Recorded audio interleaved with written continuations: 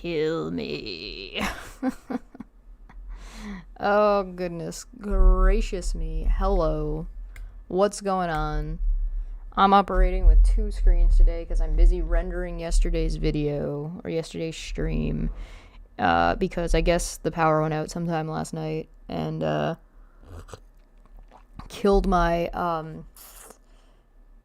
2.5 hour rendering time for 30 minutes. Yippee! So that's part 1 of that, of Monday's video will be out later today, or maybe I'll just put them all out on the weekend. We'll see how that goes. Whatever. I could switch the screens over. You know what? That'd probably just be a better idea. Let's just do that. You know what? Nope. That button. Nope, that's the power button. Input button. Input. There we go. Hey, we're back to full screens. Welcome back to Fuck Everybody But Us, which is basically what this is. The America edition. It's not like, let's not pretend that America is the only country that does this kind of stuff. They're certainly not. Canada is certainly making its way downtown, you know what I mean? So, hi, welcome to Tuesday. Moo Monday was pretty good. I hope you guys enjoyed it. Let me know. Did you guys enjoy yesterday's stream? I hope you enjoyed yesterday's stream. I know it was a little bit long and a little bit convoluted, but I really just wanted to make sure I demonstrated how all of these things looped back in on each other from, like, last year, and how, like, these people contradict themselves not only within their own streams, but also over, like, years worth of content. Kind of wacky, right? Oui, ho ho, manon, jean jean. Okay, do you guys want to get started? We're on chapter 7, which is page, like, I don't know, 200 and change. So I'm just gonna jump to 200.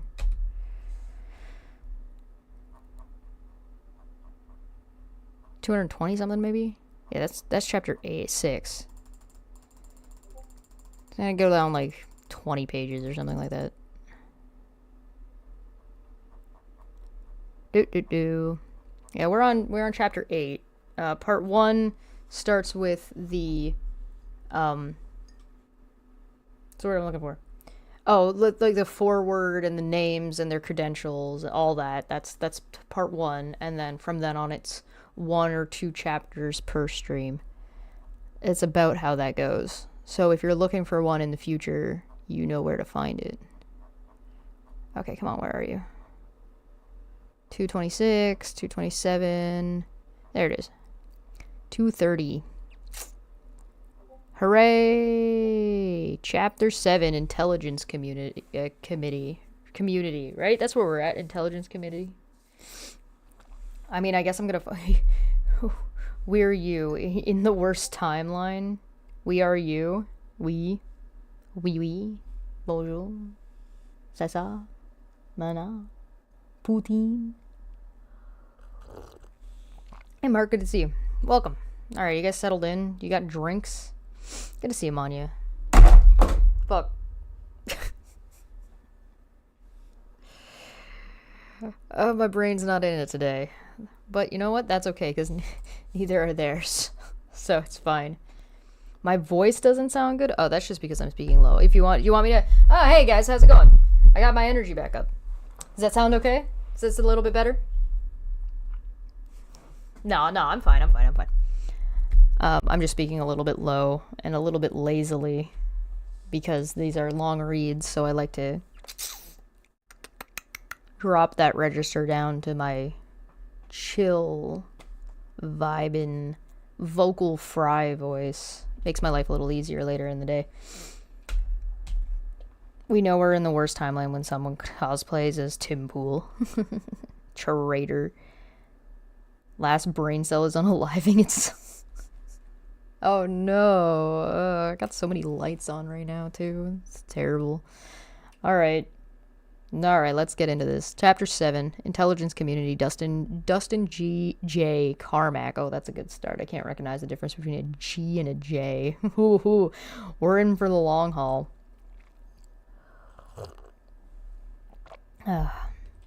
Mission statement. To arm the future. Why is there a tag on the side? What the fuck is that? You guys see that? Oh, you guys can't see it. There's a freaking like little yellow tag that like you can kind of see it right there. That like highlights this. What? What? Did it? What? What? Did I just not? Hold on. Did I just not notice them before? Hold on. I'm losing my fucking mind. Hold on. I gotta see. I have to know. Hold on.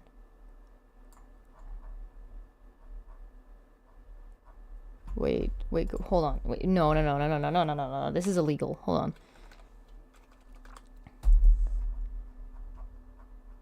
There wasn't a yellow tag before. Oh my god, there is. There's a yellow tag. I don't know. What the fuck is that? I swear to god I did not notice this before. I'm gonna have to go back and look at prior streams and see if that's real.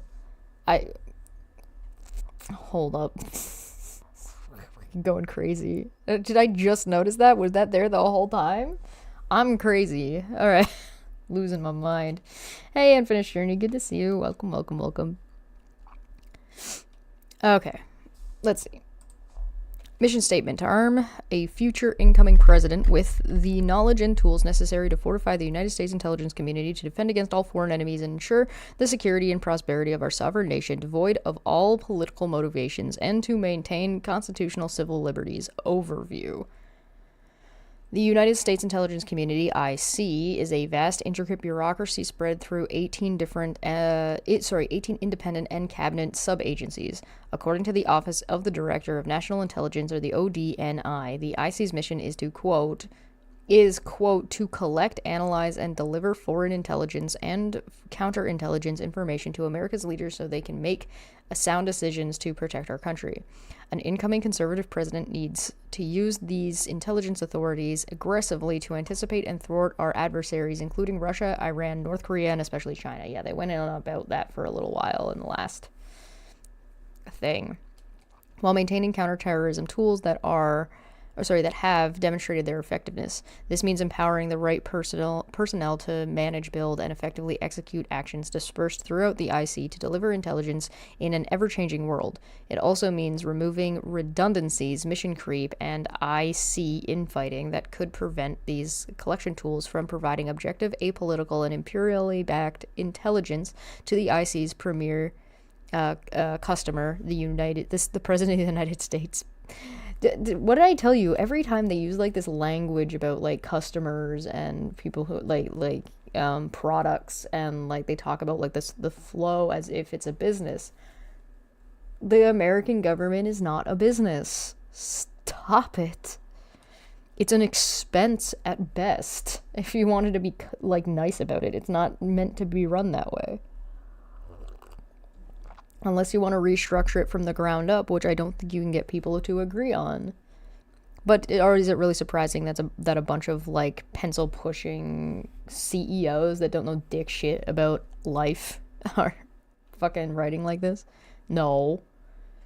Today, as Abraham Lincoln famously said, invoke the name of Lincoln. Quote, the occasion is piled high with difficulty, and we must rise with the occasion. Ellipses. We must think anew and act anew. Oh yeah? In what context did Lincoln say that? The intelligence community maintains an incredible capacity to achieve its mission, but both the IC and the somewhat antiquated infrastructure that supports it often place too high a priority on yesterday's threats and methodologies instead of trying to identify possible future threats or the methodologies. Yeah,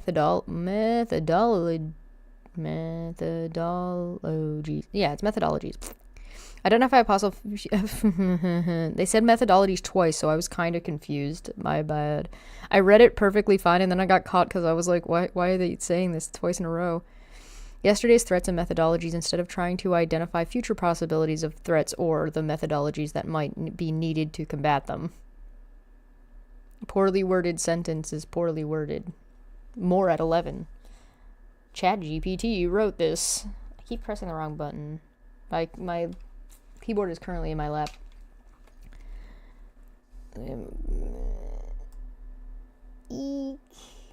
There we go.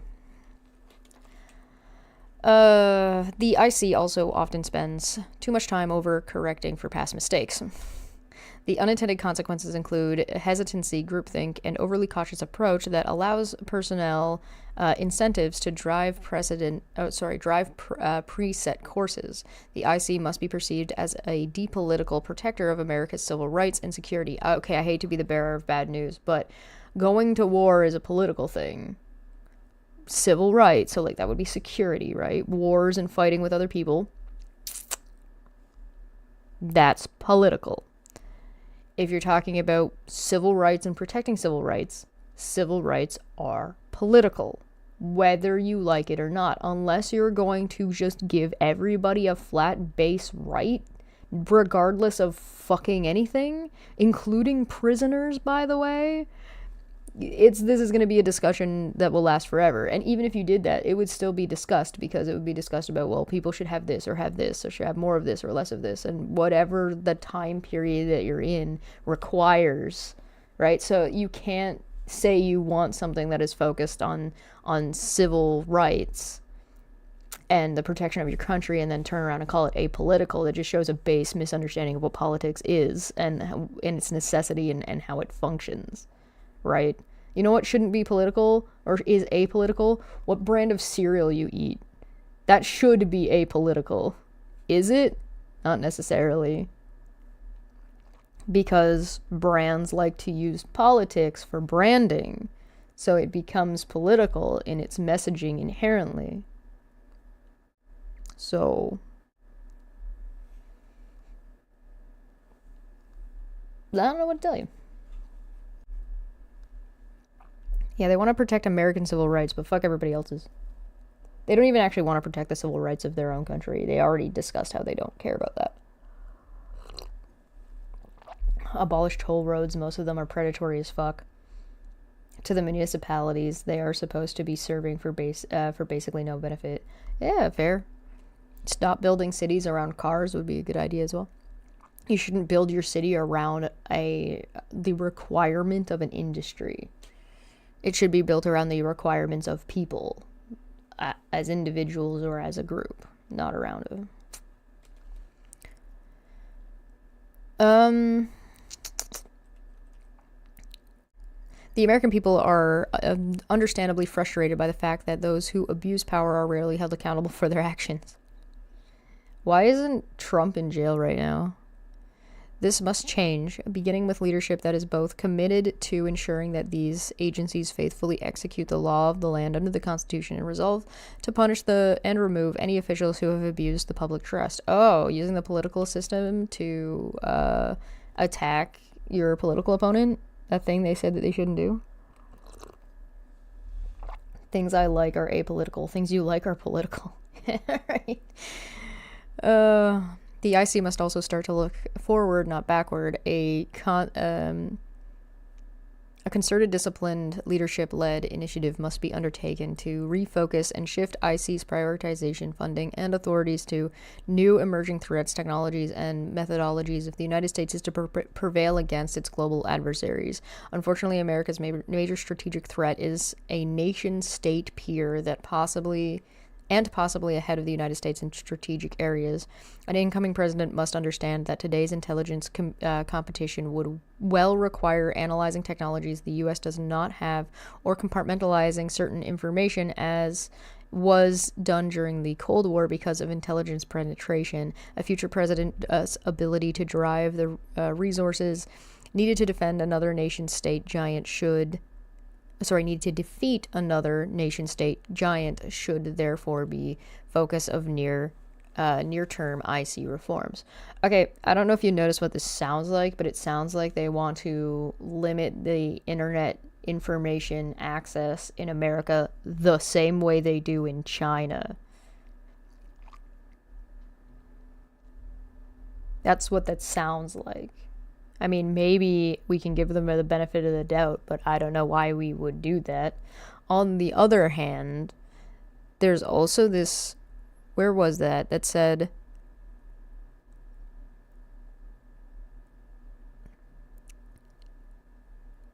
this focus, they must look forward and not backwards, which is a little bit silly because, you know, the whole adage of like those who ignore history or never learn their history are doomed to repeat it, which is what we're seeing with this document, i.e.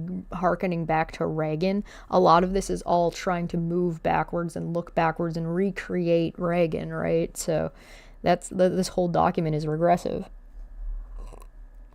by nature. So for them to unironically try to present them being regressive as progressive is absurd on its face. Office of the Director of National Intelligence, ODNI. The ODNI was established in the aftermath of the attacks of 9/11 and intelligence failure leading up to the 2003 U.S. war in Iraq. Oh, was it an intelligence failure? That's interesting. That's debatable, I guess. I guess it's an intelligence failure of the sitting president at the time, but I don't think that's what you meant. But also, 9/11 happened partially because of the history of America interfering with other nations, which means it's kind of important to look back at your history to make sure you don't do the same things and have the same repercussions. But it's not like American history is exactly reliable. If you really want to learn about your country, go look at the way other people are talking about and view your country and what their history textbooks say. Will it be unbiased? No, but that's the point, right? You're looking at it because it is biased. Right? It'll give you a greater horizon to have a better understanding of your country and its place in the global political sphere.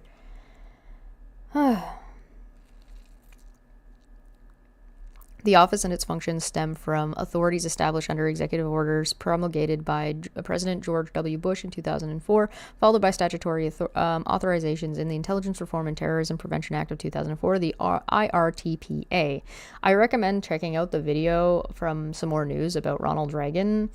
Definitely worthwhile. Proponents of an ODIN hoped to establish reforms similar to the Goldwater Nicholas Department of Defense of the DoD reforms in the 1980s, which identified recurring problems with the DoD's command and control architecture and led to unified combatant commands with the chairman of the Joint Chief of Staff as the senior ranking member of the armed forces and the principal military advisor to the president. The ODNI was envisioned as a small but powerful IC coordinating agency led by a director of national intelligence, or the DNI.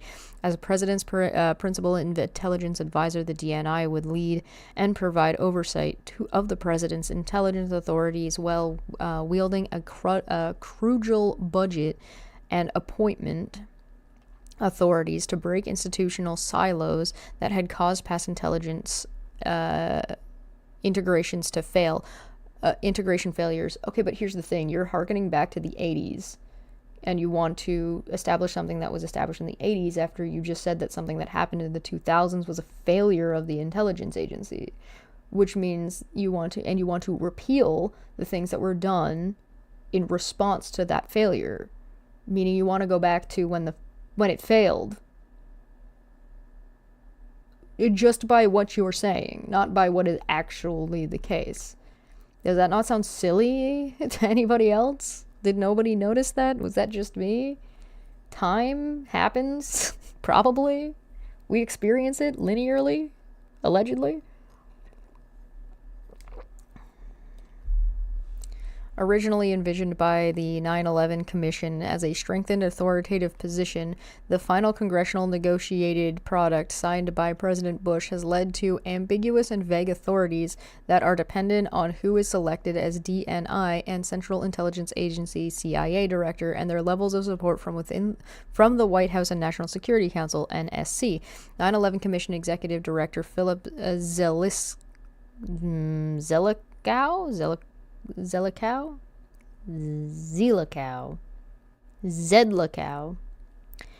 warned in 2004 hearing that creating a new agency, quote, lacking any existing institutional base, ellipses, would require authorities at least as strong as those we proposed, or else it would create a bureaucratic fifth wheel that would make the present situation even worse, end quote. The ODNI has become a bureaucratic fifth wheel about the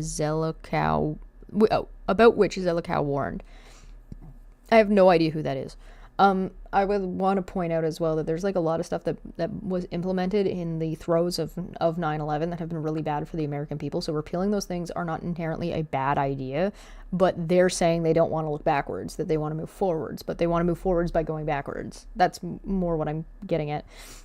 A reminder, at this point, Bush hadn't even been elected. He lost the 2000 election to Al Gore, but thanks to corruption in multiple places and was able to become president. So that's an interesting point, right? Okay, so only because like these people like to talk about stealing elections, right? And the whole, every accusation is a confession, right? Seems to indicate that the Republican Party has intended or has tried or has successfully stolen elections in the past. Honestly, I would love to see an alternate timeline about what America would look like if Al Gore was the sitting president at that time.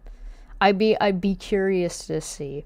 I haven't watched too many of like the Al Gore like election George W. Bush thing, and I really should. I feel like I should. I feel like I should brush up on that a little bit more.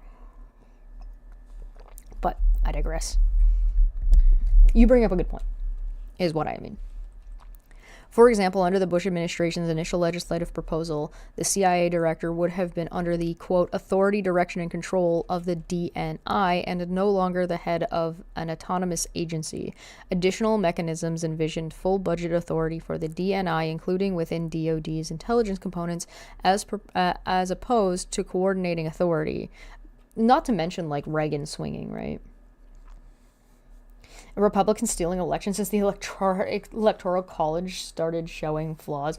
Okay, yeah, the electoral college is a whole other beast, right? Like that's a whole other fucking, you know what I mean? Like, oh boy,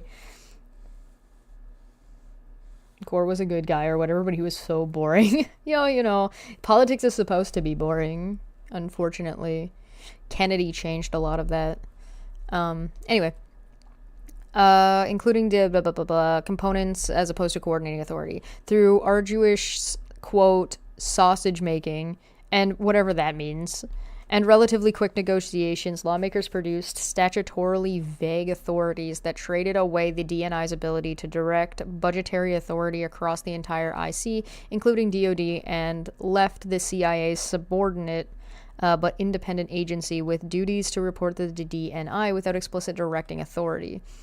It sounds like to me what you're saying is that you want to give them more power, thus adding more bureaucracy, thus making the government larger, not shrinking it. We're back to you want more bureaucracy, not less.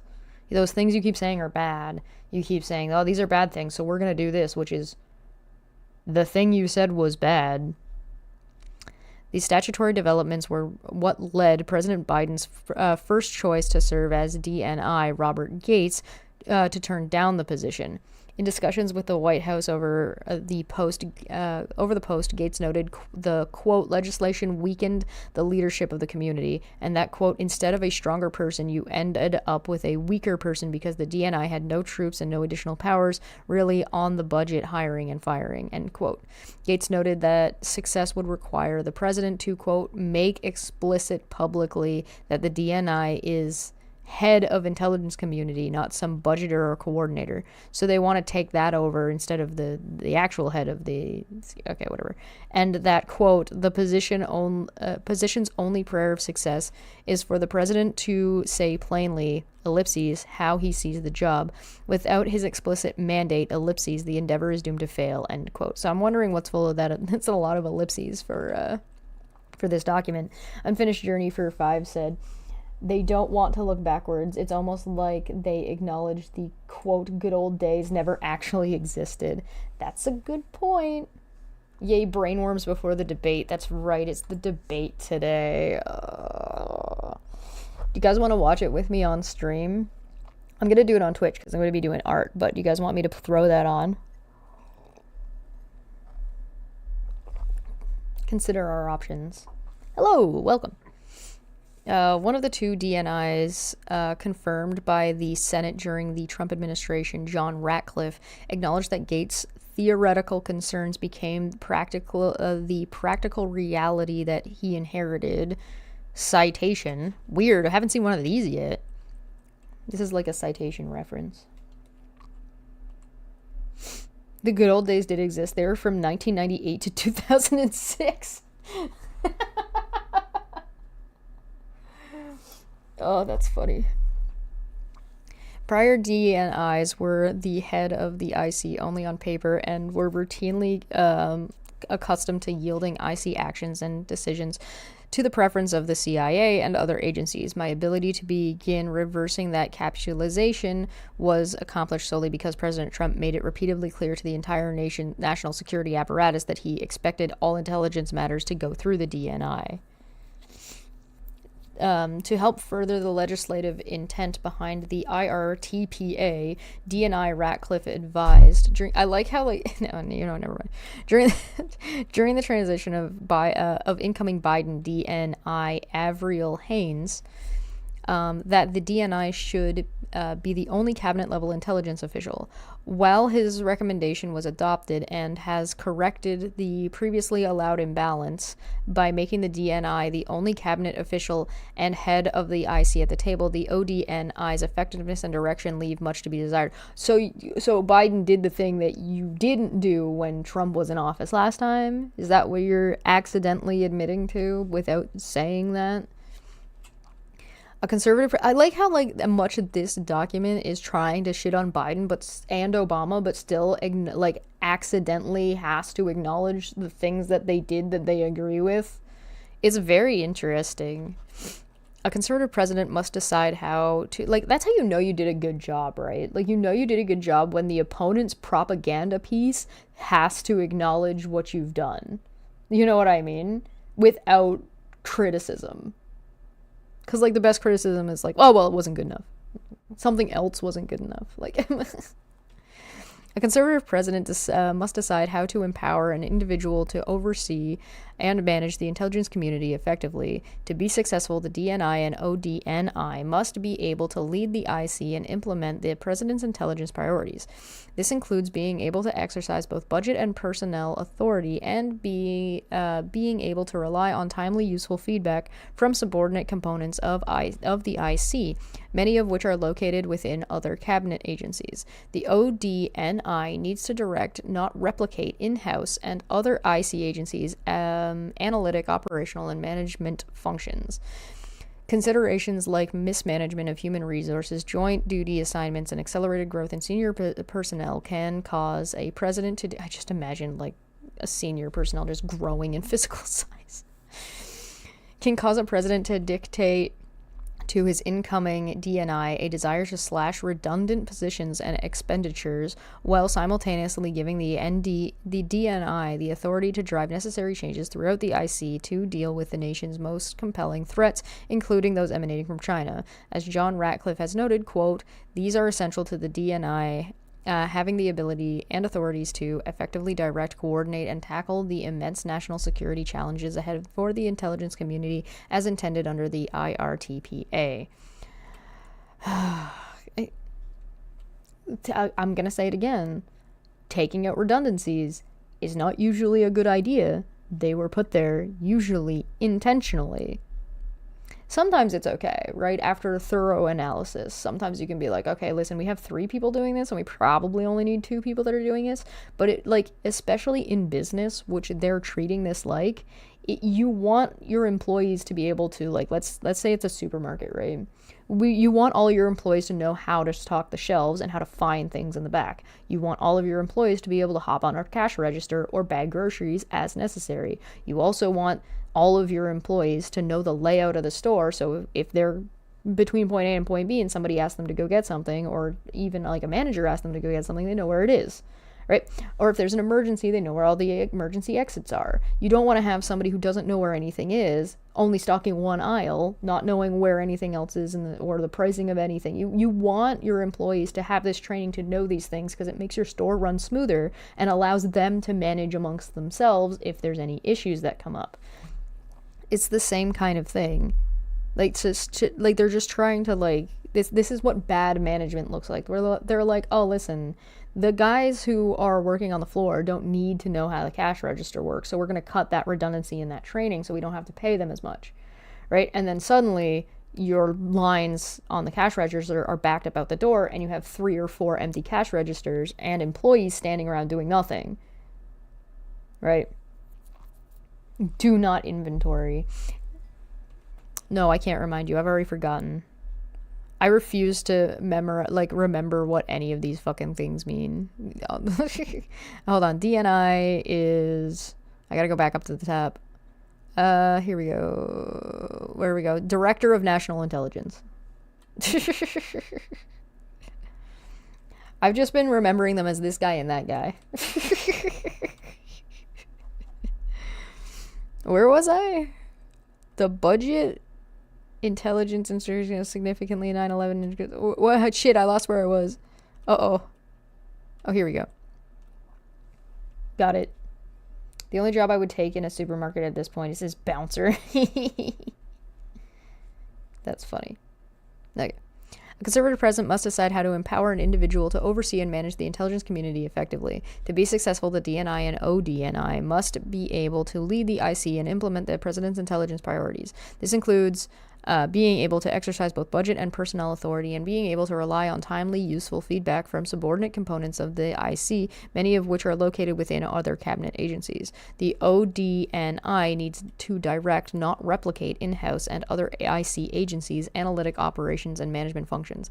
Considerations like mismanagement. Okay, listen, the manager, because this is the guy you're putting at the top, right, and saying like all the other intelligence is underneath. This guy's in charge of national stuff. Right? So that means this guy needs to know what these guys are doing and how their jobs function, because if this guy doesn't know how this is how you get this is bad middle management. This is bad fucking middle management. This is like having a manager telling you to do something that they don't understand how to do. Right? And then you have a boss even above them that is telling them that the people below them need to do something, and this person is like, oh yeah boss, no problem, I'm a yes man boss, let me lick your boot boss. And then they tell the other guys underneath what to do and that they need to get it done because corporate said so, with no fucking understanding of how to push back on corporate, and also no fucking understanding of how anybody who works below them and are just power tripping, right? That's what this is describing. Considerations like mismanagement of human resources, joint duty assignments, and accelerated growth in senior personnel can cause a president to dictate to his incoming DNI a desire to slash redundant positions and expenditures, C, while simultaneously giving the DNI the authority to drive necessary changes through the IC to deal with the nation's most compelling threats, including those emanating from China. I know I reread this part, but I need to get back to where I was. As John Ratcliffe had noted, quote, these are essential to the DNI having the authority to effectively direct, coordinate, and tackle the immense national security challenges ahead of the intelligence community, instead as intended under the IRTPA.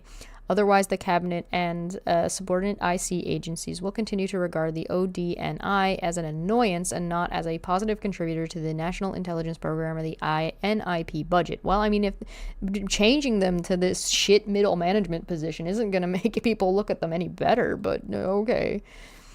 They will continue to work around or circumvent ODNI leadership decisions with appropriators and the Office of Management and Budget, OMB, or seek to wait out an administration or DNI to prevent a policy or intelligence priority from reaching fruition. Hey, question.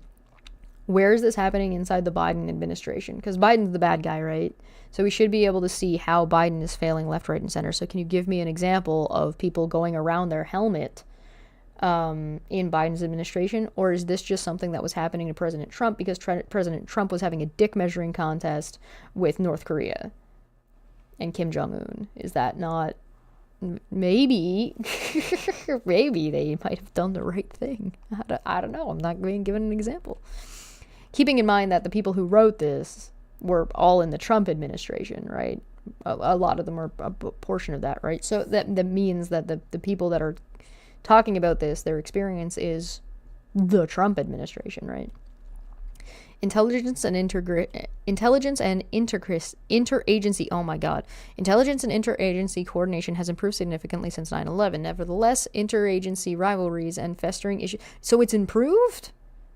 Then why do you want to go back to 1980? Rivalries and festering issues continue to cause duplication of effort on intelligence analysis and technology purchases, as well as overclassification and ever-increasing compartmentalization. Didn't they already say they wanted more compartmentalization? Additional issues include the abuse of mandated overboarding approval and reciprocity timelines by some agencies, recruitment and retention failures, and a lack of will to remove underperforming or timely adjudicate the misconduct of senior managers and other employees. Finally, IC leadership must address the wide. Oh yeah, by the way, they already talked about this adjudication stuff, and they just basically want to tell the employees to go fuck themselves.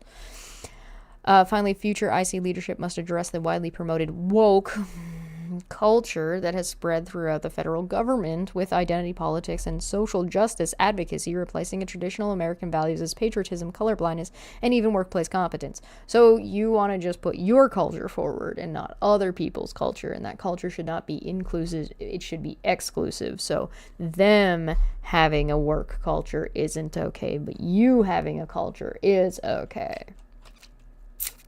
Got it.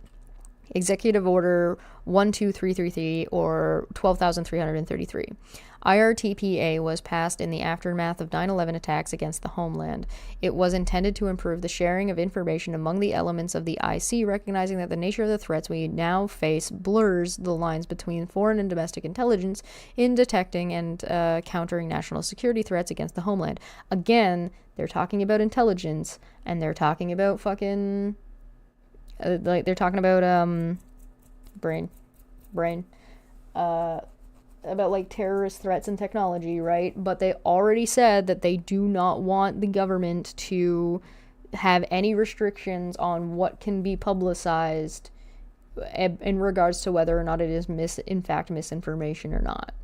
So this is opening up a massive fucking hole in America's security towards its people.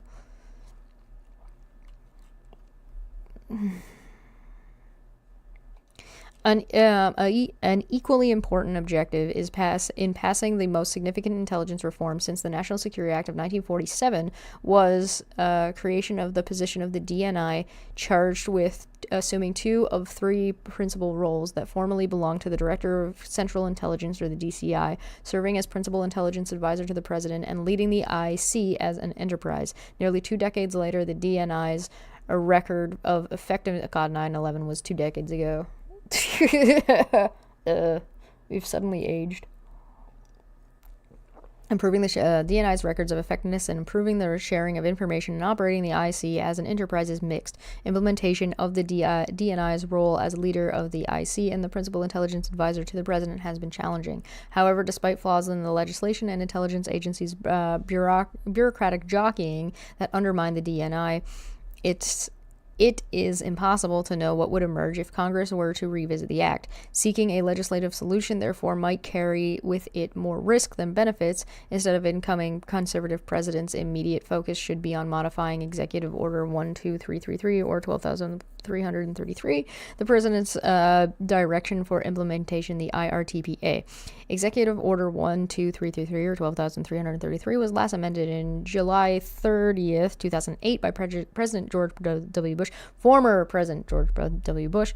The revisions were aligned with IRTPA, with significant emphasis on having the IC address the threats into the homeland from international terrorism and the proliferation of weapons of mass destruction. There is scant mention of the cyber threats and the evolving national security. Oh, the cyber threats of, like, misinformation that you want no regulation to. Cyber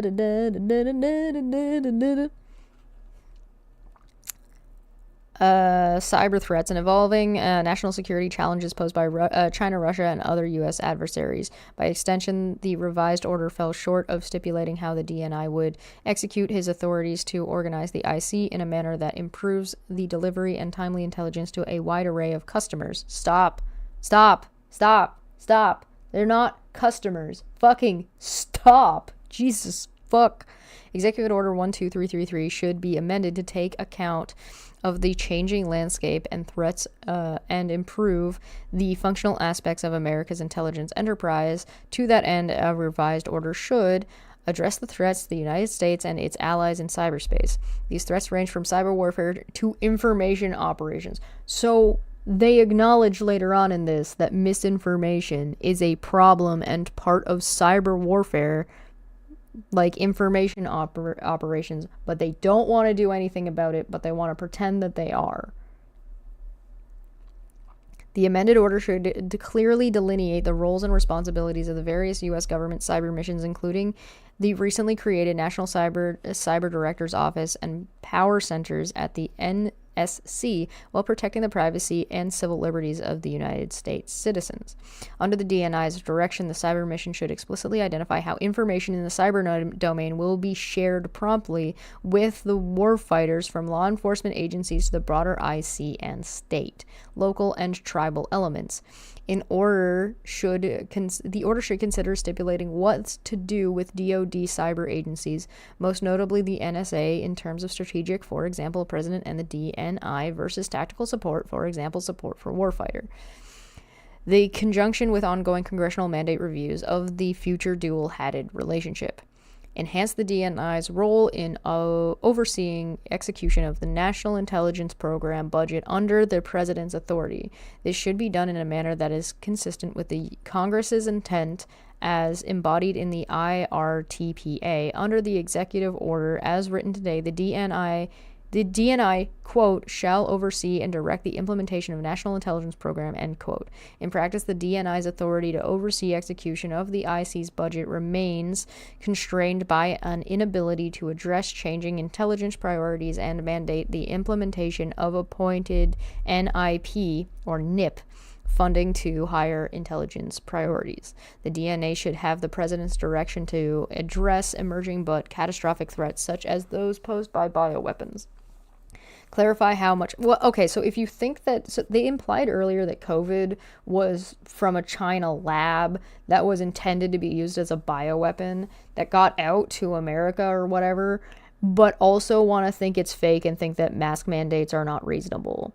Do you not think that if there was a bioweapon sent by a foreign country, the proper response would be to arm your citizens with both vaccines against that bioweapon and masks to protect them from the biohazard that is this bioweapon from a foreign adversary? Like, they want to have their cake and eat it too.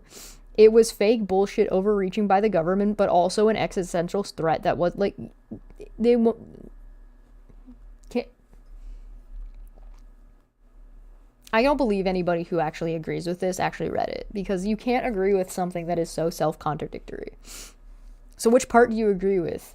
Because it's like, do you agree that Kofefe was intended to be a bioweapon, even if it didn't reach that level, that was its intention? Or do you think that it's bullshit government overreach to protect its people from a bioweapon? Like, this doesn't...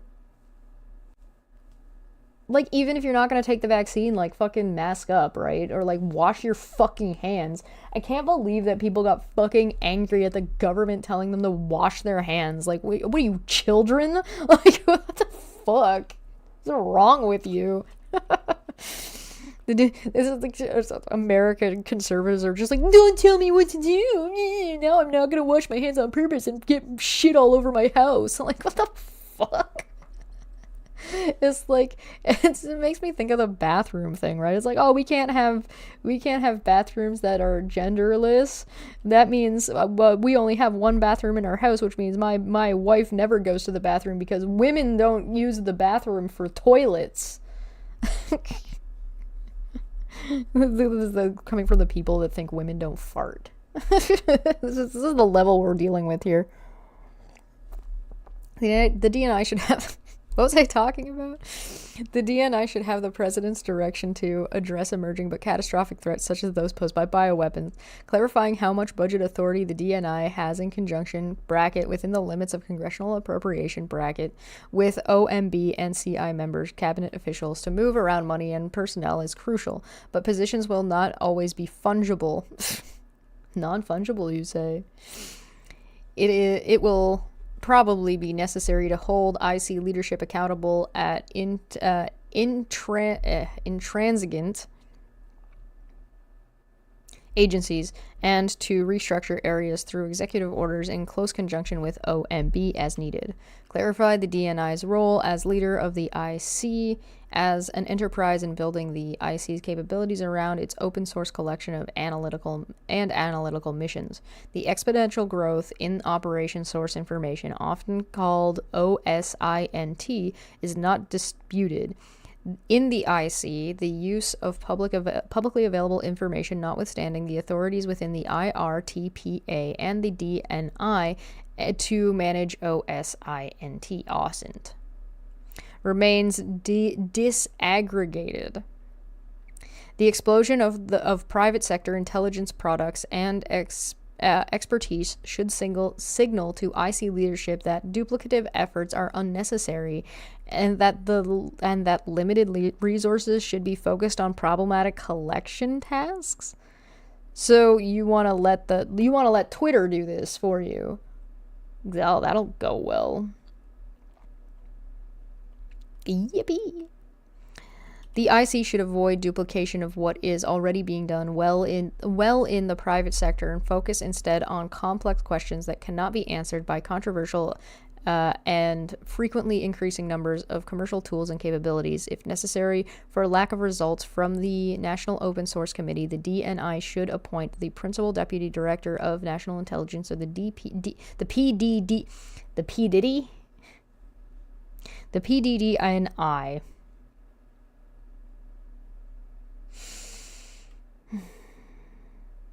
That's funny. As chairman to prioritize and promote accountability for the IC's 18 agencies toward this effort.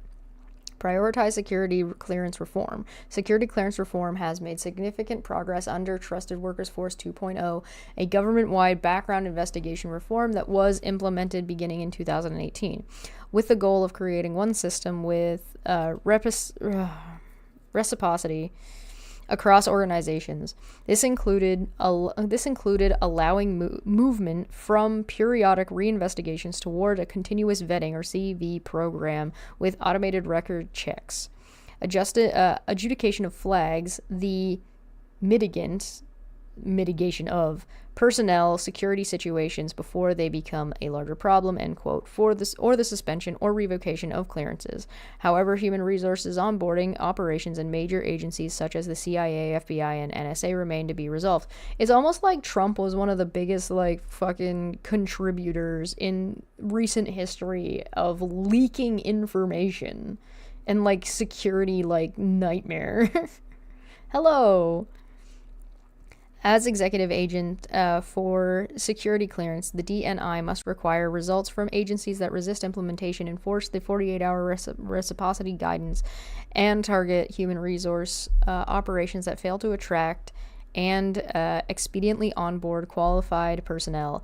Additional, quote, carrot and stick from executive order reform language, including moving the security service director from NCSC to ODNI with elevated status, may be necessary.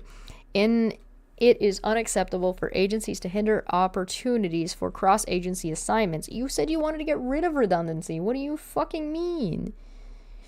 It is use public and private partnerships inefficiently because of constraints on the transferability of security clearances, and lose future talent because of extraordinary delays in back-end operations.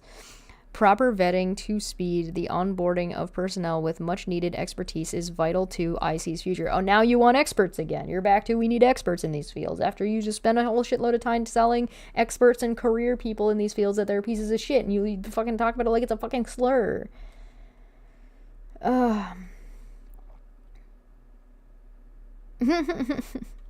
To be honest, Rhino Republicans are the ones who are making the Republican Party and the conservative look bad with Project 2025.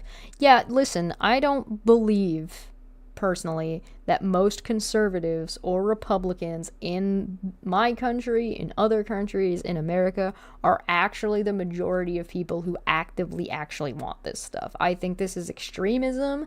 I think this is borderline terrorism and traitors to their country. And I think that the majority of actual real life people, if you were to talk about these things, would not agree with most of this.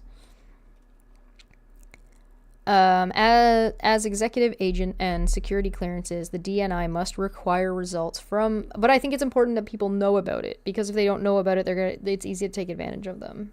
The knowledge is power, motherfuckers, I guess, allegedly. As executive agent for security clearances, the DNI must require results from agencies that resist implementation, enforce the 48-hour reciprocity guidance. I just read that. Ensure the DNI's authority. The DNI authority should be similar to an orchestra conductor's.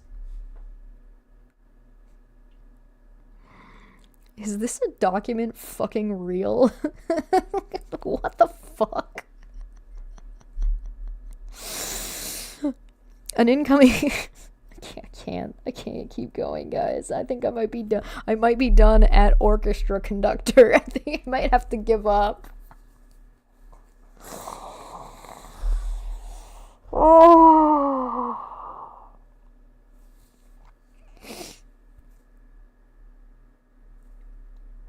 I've An incoming conservative president will appoint whomever he chooses as DNI, but there should be an agreement between the incoming DNI and president with advice of counsel from the presidential personnel office on selecting positions overseen by the DNI throughout subordinate agencies, as well as a concurrence by relevant cabinet officials and the CIA. This exists by executive order, but many presidents, PPOs, and cabinet agencies heads do not follow executive order guidance and necessary norms. The importance of trust, character, and the ability to work together to achieve the importance of having a yes man to achieve joint set of intelligence goals established by the president cannot be overstated. It is a mission that can be accomplished only with the conductor and his orchestra playing in sync.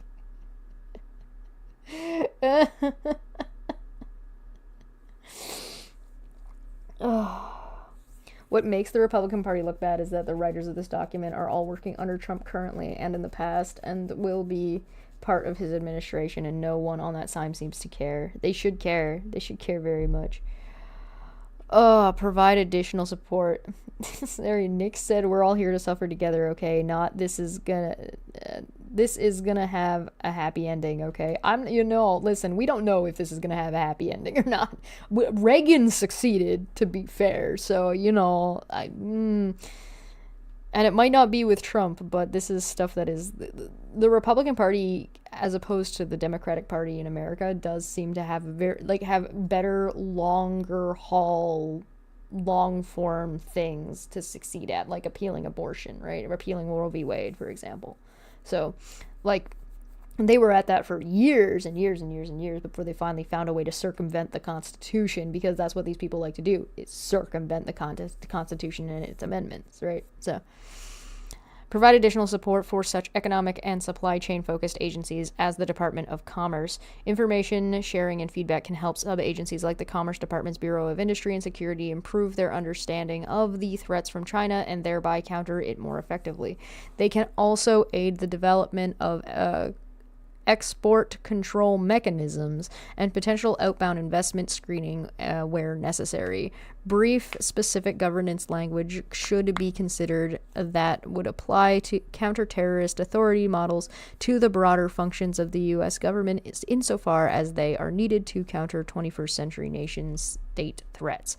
The success of any DNI rests with the support of the president. Any revised executive order 12333 or 12,333 must serve to express unequivocal support for the DNI in executing the mandates that an amendment order would provide.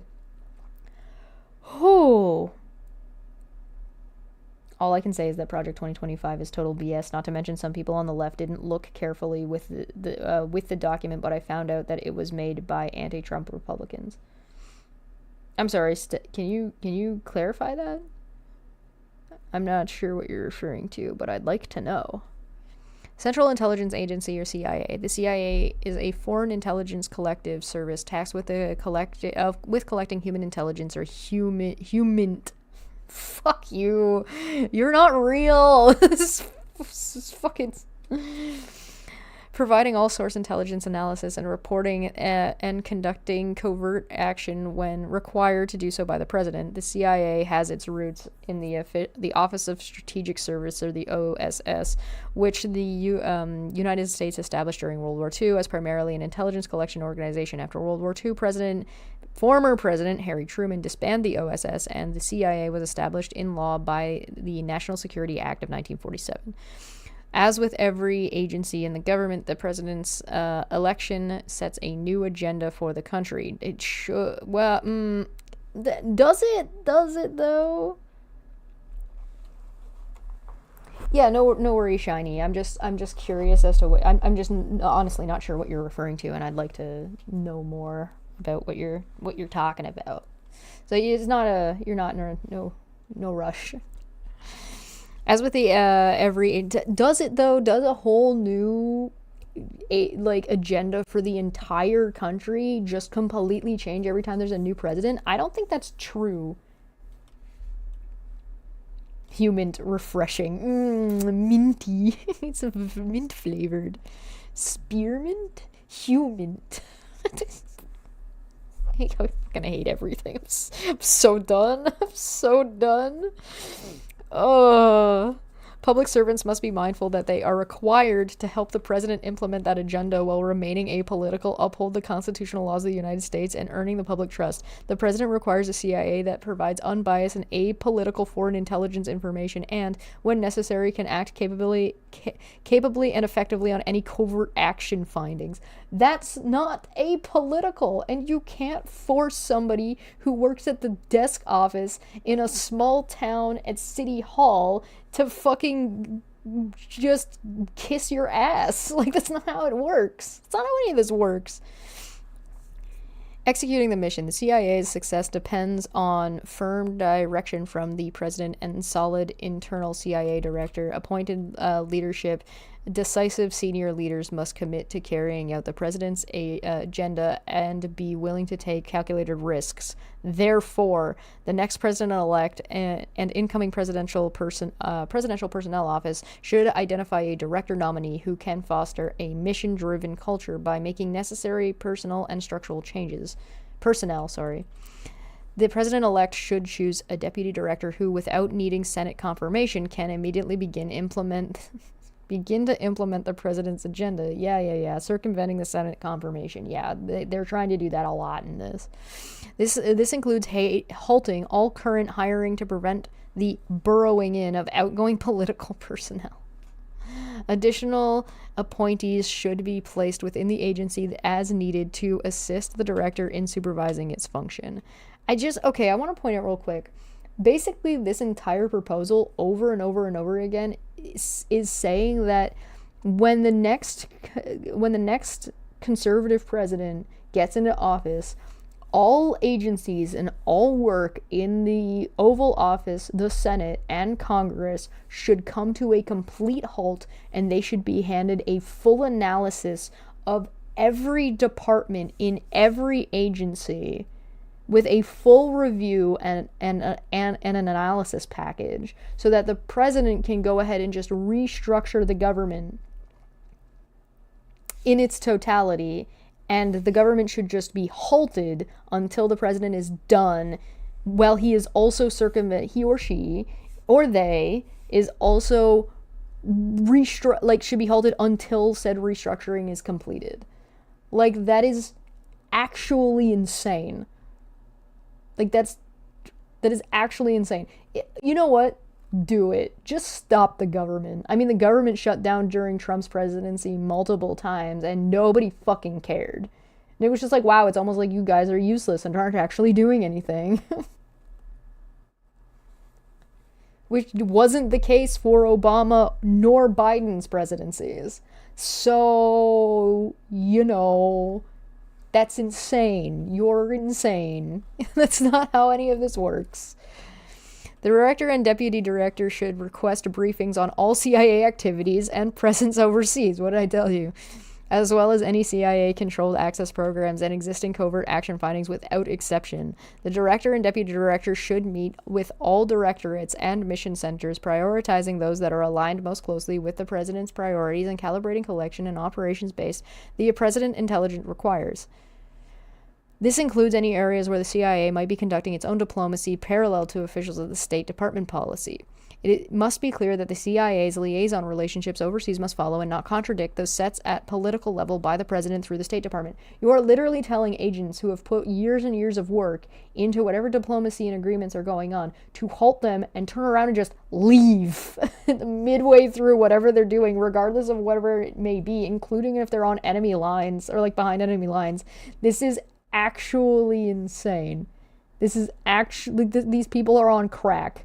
And you know what? I would not be surprised if any of the authors of this were actually on drugs because they're all fucking rich frat boys. Excuse me. The other principal office responsible for executing the CIA's mission include the Directorate of Operations, Directorate of Analysis, Directorate of Science and Technology, Directorate of Support, and Directorate of Digital Innovation. If senior leadership finds any program or operation to be inconsistent with the president's agenda, the director should immediately halt that program or operation. See, what did I just say? Wow, it's almost like I've been reading.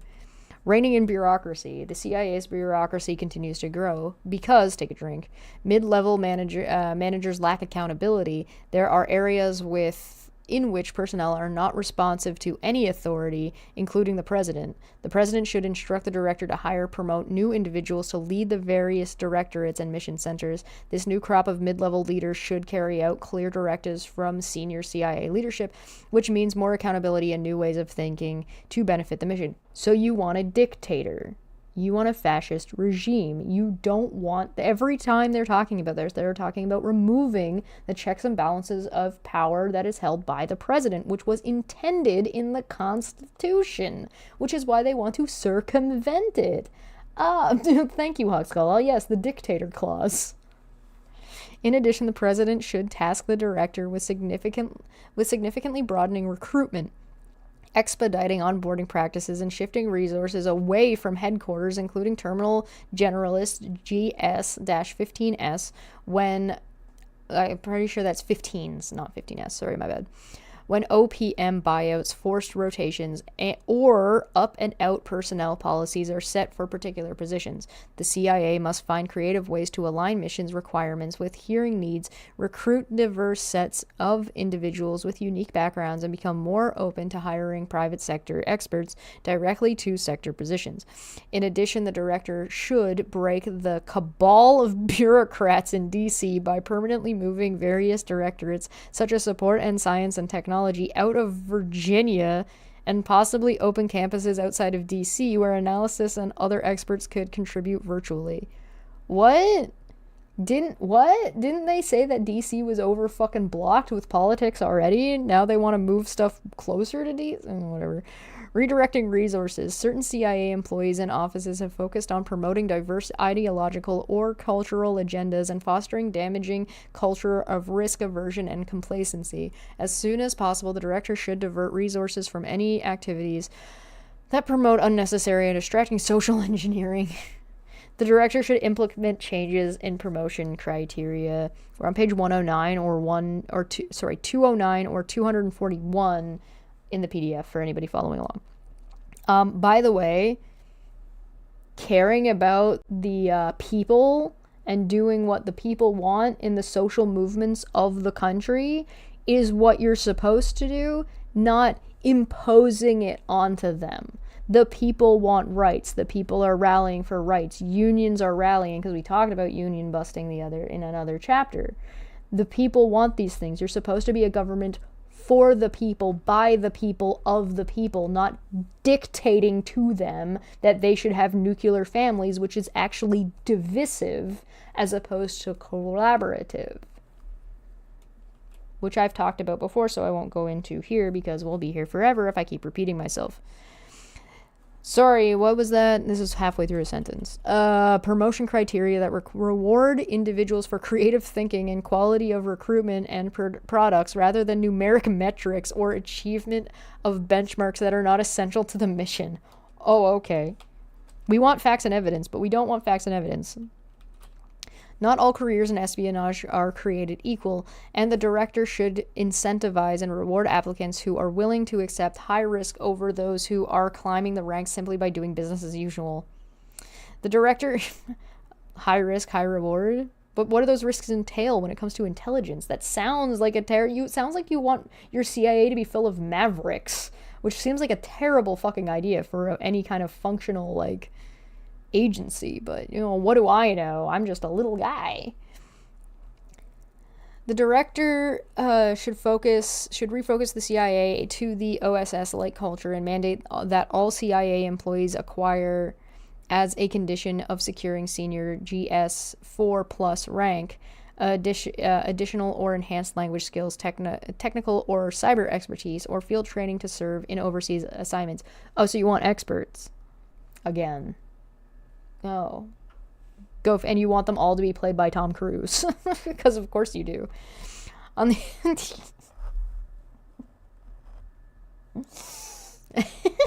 fucking... Hi, Puck. How you doing, buddy? It's good to see you. You're sticking your little nose out. Hello. Do you guys want to say hi to Puck? Hello. Hi, buddy. Did you sense my distress and decide to come in and check on me? Puck break. Party time. Excellent. Yes. Hey, you have a big head. What's this over here?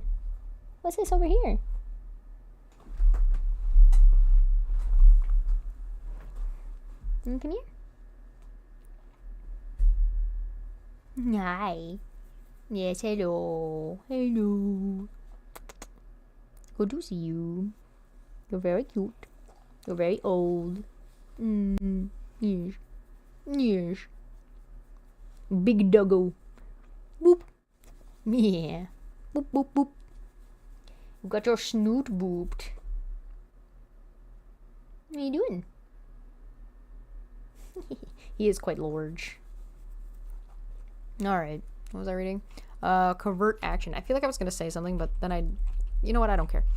Covert action. Covert action can be a valued tool in helping further the president's foreign policy agenda if implemented in concert with other forms of government power as codified in the U.S. Code.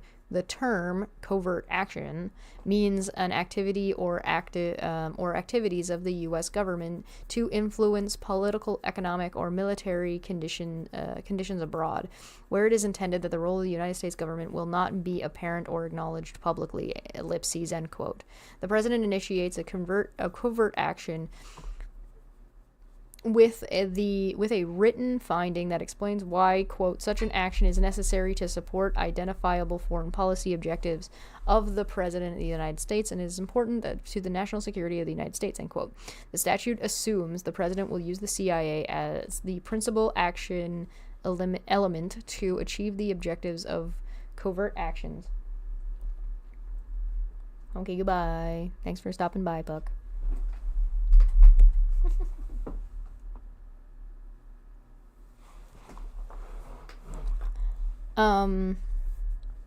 Covert action findings. However, the president need not feel constrained to utilize only the CIA. Quote, capital brackets are back. Each finding shall specify each department, agency, or entity of the United States government authorized to fund or otherwise participate in any significant way in such an action, end quote. For example, the Department of Defense maintains certain clandestine capabilities under the Title X authorities that may resemble but far exceed in scale similar capabilities outside DoD. Generally, such DoD capabilities can be employed outside a combat theater only if they are determined to be traditional military activities. In practical terms, this means he's back. He's just laying on the floor over there, though. In practical terms, this means the DoD capabilities, including those in the space and cyber domains, can be employed only after the initiation of armed conflict. Given the range of global threats the United States faces today, the President should consider whether DoD's complete set of capabilities should be used to support potential covert actions. The problem, unfortunately, is that certain elements in the State Department's IC and DoD trade on risk aversion or political bureaucracy to delay execution of the President's foreign policy goals. Yeah, what are the risks that they keep? You keep bringing up this risk aversion. Is the risk aversion, for the safety of the American people? Because, maybe. Keeping in mind that CIA agents are American people, by the way.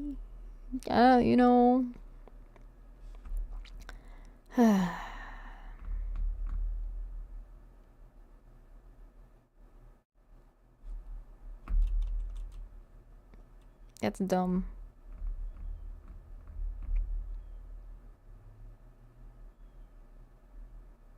Where was I? Given the range of global threats the United States faces, right? In practical terms, this means the DoD capabilities, including those in space and cyber domains, can be employed only after the initiation of armed conflict. Did I just go past? What did I do? I lost where I was. What did I just say?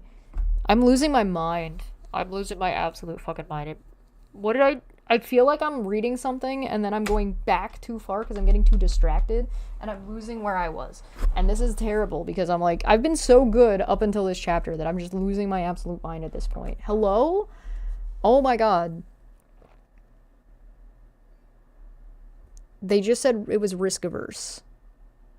There it is. Okay. The problem, unfortunately, is that certain elements of the State Department, IC, and DoD trade on risk aversion or political bureaucracy to delay execution of the president's foreign policy goals.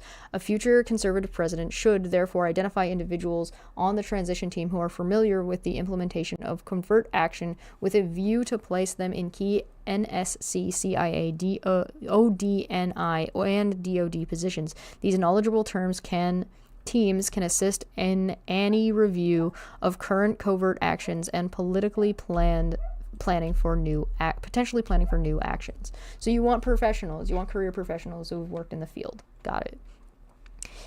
Immediately after the inauguration, the president should task the NSC's Senior Director for Intelligence Programs with conducting a 60-day review of any current covert action findings, including their effectiveness, evaluating new covert actions that may be needed to implement the president's foreign policy goals, and reporting back to the president. Such an assessment should be conducted independently of the agencies responsible for the actions under review. As part of the review, the Senior Director of Intelligence Programs should identify which departments or agencies, such as the CIA, DoD, are best equipped to achieve the objectives set out in the new existing findings. See what I tell you? They want reviews, they want this, they want that, blah, blah, blah, blah. After the 60-day review, the president should demand creative thinking and a clear strategy as to how covert action fits within the president's broader foreign policy strategy, to include possibly modifying or rescinding any current findings, drafting new findings, and streamlining or eliminating needless bureaucracy, particularly at state, to facilitate more expeditious decisions on tactical covert actions. Careful thought should be given to the metrics by which the effectiveness of covert action programs will be measured to ensure the appropriate use of government resources and to guard against the possibility of covert actions being used with little scrutiny in ways that are inconsistent with overt foreign policy goals. You'll notice that a lot of this is just about going fast, about like getting stuff pushed through really, really fast, regardless of whether or not they should, or regardless of the consequences to the American people, because they're complaining about being risk averse. So if that wasn't clear, I'm going to take a quick break. I'm going to be right back because I need to go get a fresh tea because my tea tastes gross now and I want a new one. And I can maybe reset my brain a little bit because, oh my fucking god. I will be back momentarily. Yes, there is an angry doggo outside.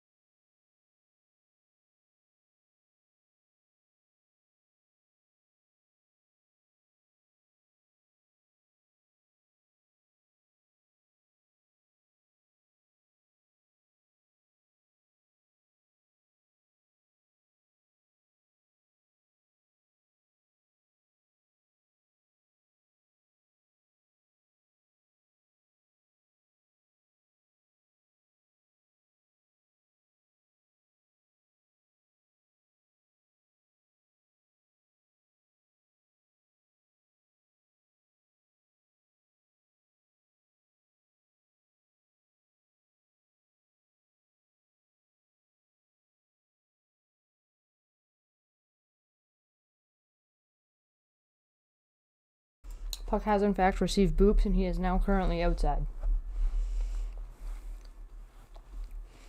As I was like processing, my brain was like, oh, I'll be back just long enough after as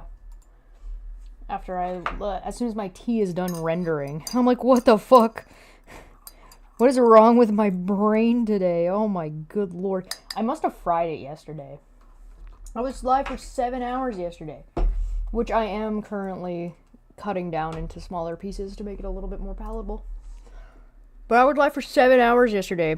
Just like, Jesus Christ and me. So fucking stupid. Alright. Hi, I'm back.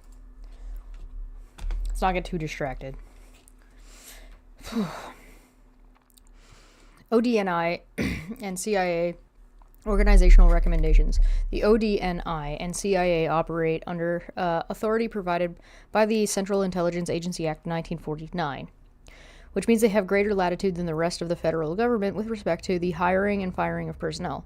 Both organizations and other areas of the CI have struggled from human resources and talent management standpoint to recruit, onboard, and maintain personnel in a timely fashion to fill this IC's ever-changing needs. At a time when the intelligence community needs significantly more personnel with the proper technical, language-capable, and diverse backgrounds, including applicants from elements of the business community, and incoming directors of both agencies need to make this effort a top priority. Why do you need people from the business community in your CIA?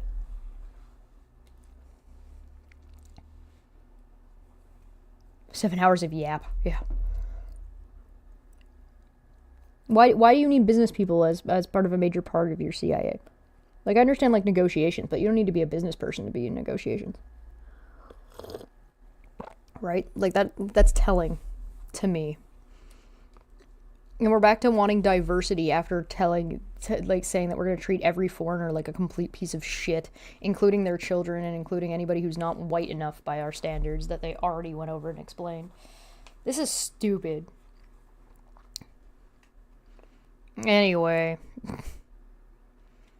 Past DNI's chief of staff and additional front office staff historically have come from outside of the IC, commonly under a misconstrued staff reserve structure that is intended to avoid a Schedule C designation within the IC. The director should handpick qualified, properly cleared personnel for front office and managerial leadership positions such as the DNI's Chief of Staff and Head of Legislative Affairs and Strategic Communications, to oversee the divisions with career IC staff reporting to them. The incoming DNI and CIA directors should also consider changes to the Senior National Intelligence Service, or the SNIS, / Senior Intelligence Service, the SIS. SIS. They need more spying. Oh, yeah, so they can, do more business money and insider trading? Business people. CIA isn't supposed to work within the U.S. Listen, get out of here with your logic and your reasoning and your facts. Because anyone else with skills they want have the conscience not to work for them.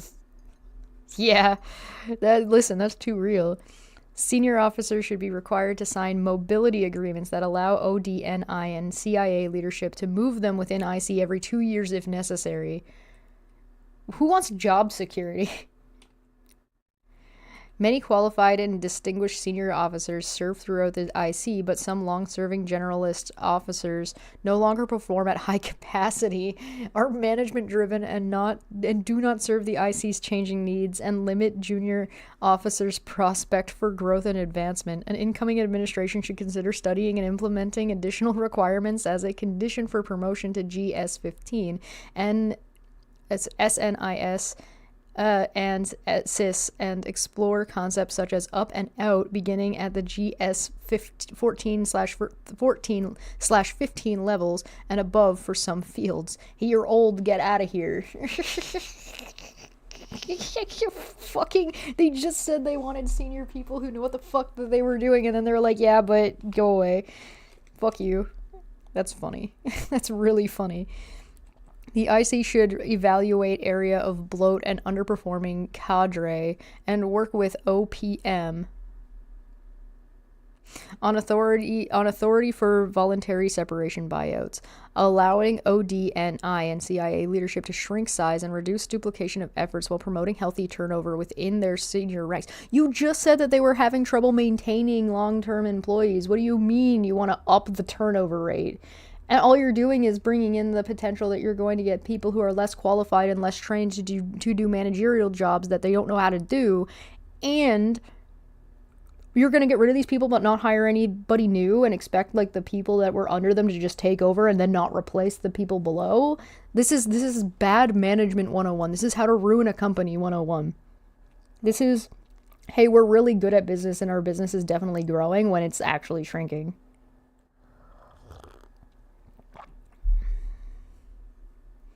Don't feed these people after midnight. Turnover within their senior ranks would encourage new ideas and perspectives from mid-career of officers and potentially from employees hired from outside their agencies. The ODNI and CIA should maximize their direct hire and incentive building authorities to bring in talented and properly cleared individuals to serve in positions requiring technical language and cyber expertise. Finally, the human resources and talent management systems for onboarding purposes at the ODNI, CIA, and some other elements of the IC are fundamentally broken. For example, according to current CIA Director William Burns, it recently took more than 600 days on average for CIA applicant to receive his or her necessary security clearance. Although security clearance procedures have been somewhat improved in recent years, and Burns has committed CIA to reducing that to no more than 180 days, degradation in other areas in the process has limited the CIA's capacity to attract qualified and needed expertise. Well, it's almost like you have a fucking revolving door. Why? Gee, I can't imagine why people wouldn't want to work for you. Like, what the fuck? They want 25-year-olds with 30 years of experience like every other industry. Yeah. Preventing the abuse of intelligence for partisan purposes. They said completely unironically. Other people's money. Yeah. Didn't Trump out CIA officials while he was in office? Oh, yeah! Yeah, that happened. I forgot about that. God, fucking, what a dickhead. Oh. God, Trump just sucks so much. He's so bad. Preventing the abuse of intelligence for partisan purposes. The intelligence function must be protected from bottom-up and top-down politicization. If it is to play its proper role in our national security decision-making process. Unfortunately, both types of politicization have occurred recently to the detriment of the intelligence community's reputation and credibility. More important, the politicization of intelligence risks contributing to policy failures, as we saw with the Iraq War, or even undermining our democratic system here at home. Bro, you've been explaining throughout this document for 200 pages how you want to just bring in people who agree with your politics into positions of power, and now you're going to turn around and try to pretend that that's not politicizing the government and making it partisan? Do we forget what happened to the Supreme Court like 20 minutes ago? In particular, the IC must restore confidence in its political neutrality to rectify the damage done by the actions of former IC leaders and personnel regarding the claims of Trump-Russia collusion following the 2016 election and the suppression of the Hunter Biden laptop investigation and media revelations of the existence during the 2020 election. Period. But take a drink. Excuse me. The damage done by Trump doing things that he shouldn't have been doing. But the problem is not confined to the executive branch struggle between the IC and policymakers. It also relates to the IC's relationship with Congress, as evidenced by the DNI, James Clapper's failure to answer honestly in response to congressional questions about government surveillance programs. The ODNI and CIA are undergoing a crisis of confidence based on several factors. First, President Barack Obama's CIA director, John Brennan, gravely damaged the CIA by minimizing the Directorate of Operations and exploiting intelligence analysis as a political weapon after he left office. Brennan's role in the letter signed by 51 former intelligence officials before the 2020 election is unclear, but in dismissing the Hunter Biden laptop as Russia disinformation, the CIA was discredited, and the shocking extent of politicization among some former CI officials was revealed. My brother in Christ, please shut the fuck up. Oh my fucking God. The unbelievable, oh my God, the CIA did its job about being concerned about a foreign influence in the elections of the American people. Wow, what a bunch of assholes. Thanks, Obama. Restoring respect for the IC as an independent provider of information and analysis, while also ensuring that it is responsive to the legitimate needs of policymakers, will require reinforcing essential norms and institutions. However, we should also recognize that achieving the perfect balance that avoids the pathologies of too much distance or too much closeness and responsiveness to policymakers is not only difficult but probably impossible. Thus, given the very nature of the business and the political process, which will depend on the promotion of certain norms or virtues on both sides of the principal-agent relationship, specifically.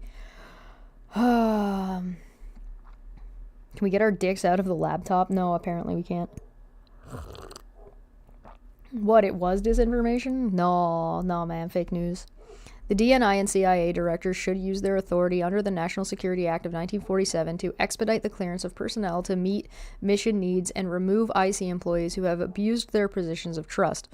The area of particular concern is personnel under investigation for improprieties have been allowed to retire before internal investigations have been completed. Why? Why is that a problem? Directors of both agencies must instill further confidence in their workforce, Congress, and the American people that they can and will deal effectively with personnel that have failed to live up to their oath to the Constitution, adhere to ethical and moral standards as expected by American taxpayers, and faithfully execute the law. Oh, you mean you and Trump and the Trump administration. You mean people don't have faith in the American system because of you and what you've gotten away with. Got it. And you're saying that the people of America aren't happy about that. The president should direct the DNI and the Attorney General, by direction of the Representative Inspector General and the IC Analytic Ombudsman, to conduct a further audit of all IC inquiries of past politicization and abuses of intelligence information. For example, recent IC ombudsman analysis during the 2020 election cycle noted, quote, if our political leaders in the White House and Congress believe we are withholding intelligence because of organizational turf wars or political considerations, the legitimacy of the intelligence community's work is lost. Yo, hello? Did you not understand the context under which that... My brother in Christ.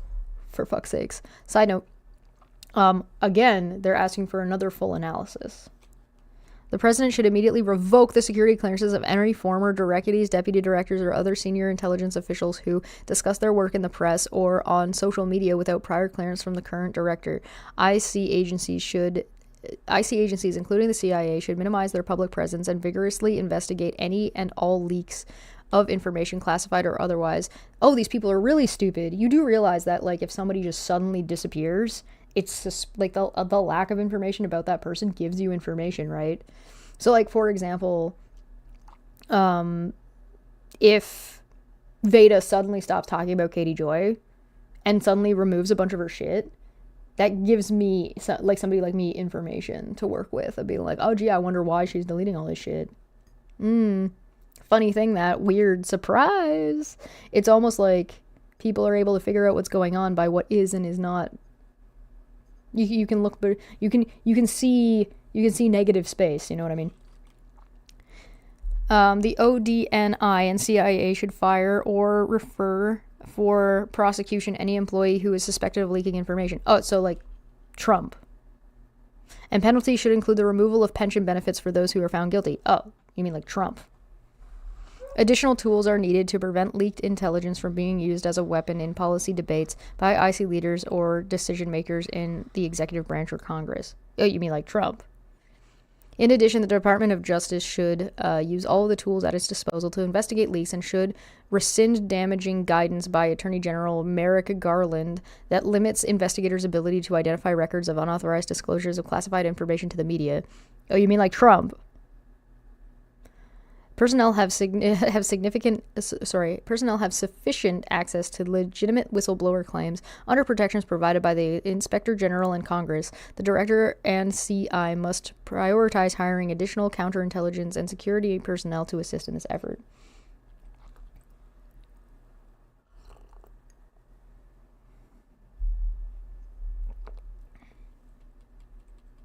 Military and civilian CI training should include stronger emphasis on the norm of political neutrality, including a mandatory course on professionalism and repercussions for abuse in the executions of duties in all degree programs and National Intelligence University.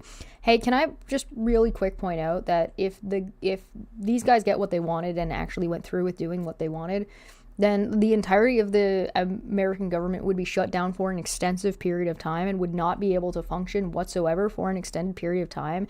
And these people are being like, we're at the brink of war, we're at the brink of nuclear fighting with China, da da da da da. What do you think Russia, China, and North Korea are going to do with America that is completely non-functional and doing nothing?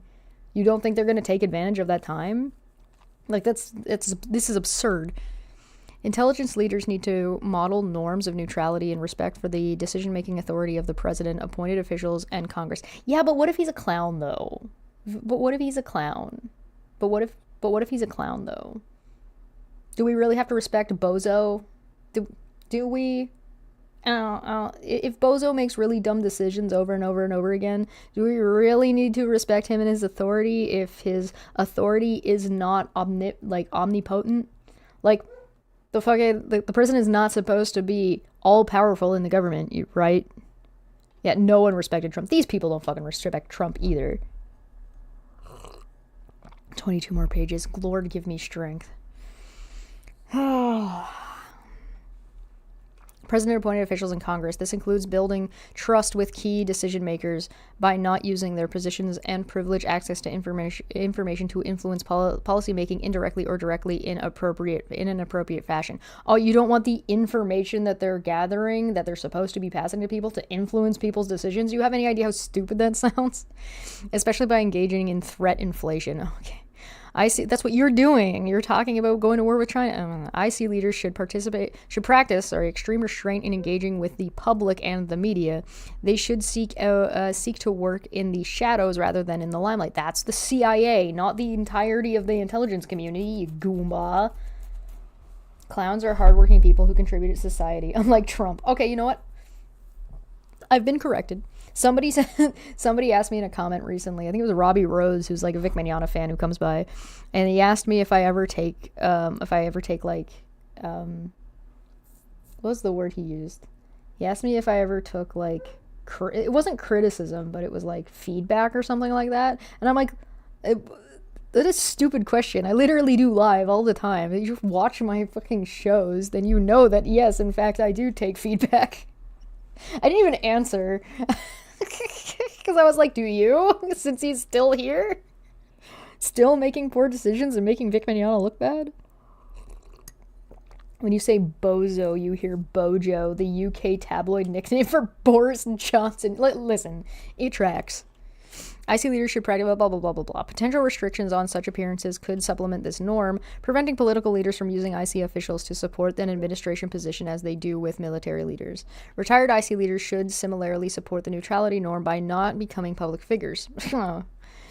Retired people aren't allowed, that if they were part of the intelligence community, aren't allowed to exist anymore. Got it. Okay, that makes sense. I saw an ad that they were hiring Secret Service people. Oh, interesting. Congress should not use IC leaders as pawns in policy struggles with the president or the other party during their appearance before committees of House and Senate. While Congress has a proper oversight role, it should distinguish between information that needs to be public information and information that should be discussed in private with members of the IC.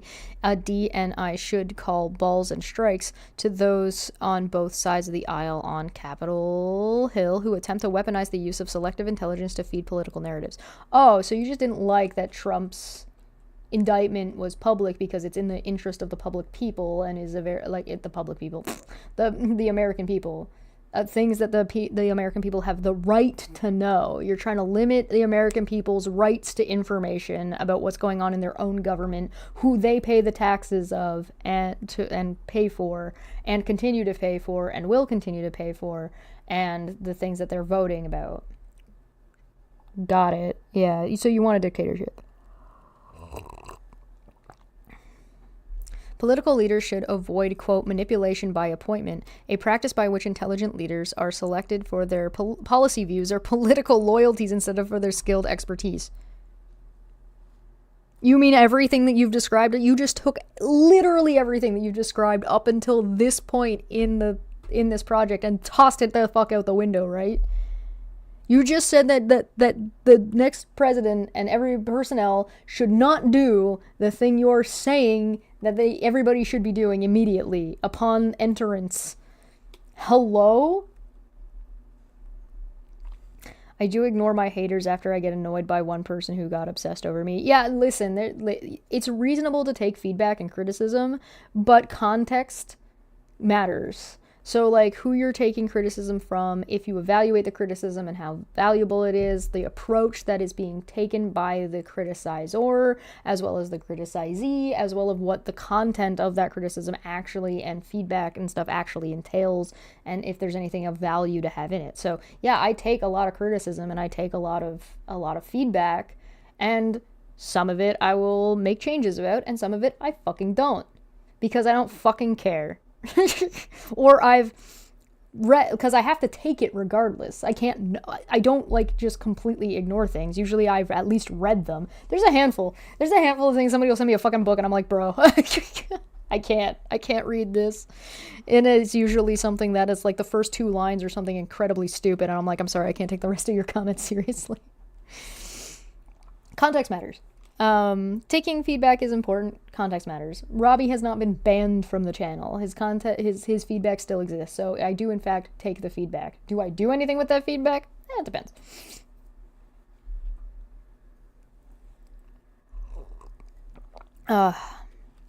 Intelligence leaders and professionals should never, quote, cook the books.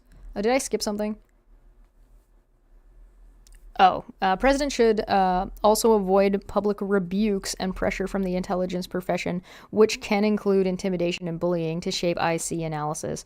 This will be easier if IC leaders live by the norms of neutrality and thus are not seen as political actors for whom political responses are deemed necessary. Oh, you mean like all that propaganda and disinformation that went around when the intelligence community was presented by the Republican Party as being politically biased when they were just presenting information? Wow, wacky, weird. Who could imagine? Intelligence leaders and professionals should never, quote, cook the books for a president or change or ship their analysis to preserve access or status. Foreign Intelligence Surveillance Act, FISA, F-I-S-A. Future presidents should understand the importance of FISA while also seeking reforms and accountability for any abuses of its authorities. When discussing FISA and what changes need to be made, it is important to note that and recognize that there are stark differences between the individual FISA authorities. Oh, you mean like Trump? You mean like Trump did? Section 702 of FISA, for example, allows... Thanks, Mr. Serious. For FISA... Section 702 of FISA, for example, allows the IC to target foreign terrorists, spies, cyber hackers, and other bad actors, but only if they are non-U.S. persons, when their communications pass through the United States. While this authority may lapse if Congress does not resolve the issue by the end of 2023, Section 702, I don't know where 702 is currently at, so if anybody knows, leave it in the description, leave it in the comment section, or leave a comment on screen in the live chat so people can read it. Section 702 should be understood as an essential tool in the fight against terrorism, malicious cyber actors, and Chinese espionage. Oh, you mean like malicious cyber actors like Elon Musk, who is also a foreigner, by the way? Like, he's an immigrant? For fuck's sakes. These two major national security priorities for an incoming president, and it is imperative that the need to use the properly maintained and accountable authorities to counter these challenges be recognized. Section 702, that acquired Twitter through, like, foreign money, i.e. Saudi Arabia? Section 702 is a vital program that provides a lion's share of intelligence used in the President's Daily Brief, or the PDB. An independent review by the Privacy and Civil Liberties Oversight Board, PCLOB, found that it was not abused. Nevertheless, Congress should review the PCLOB's upcoming 2023 report to help it determine whether any reforms or codification of recent administration changes in FISA processes are needed. Other authorities in Title I and Title III, often referred to as traditional, FISA have elected valid valid concerns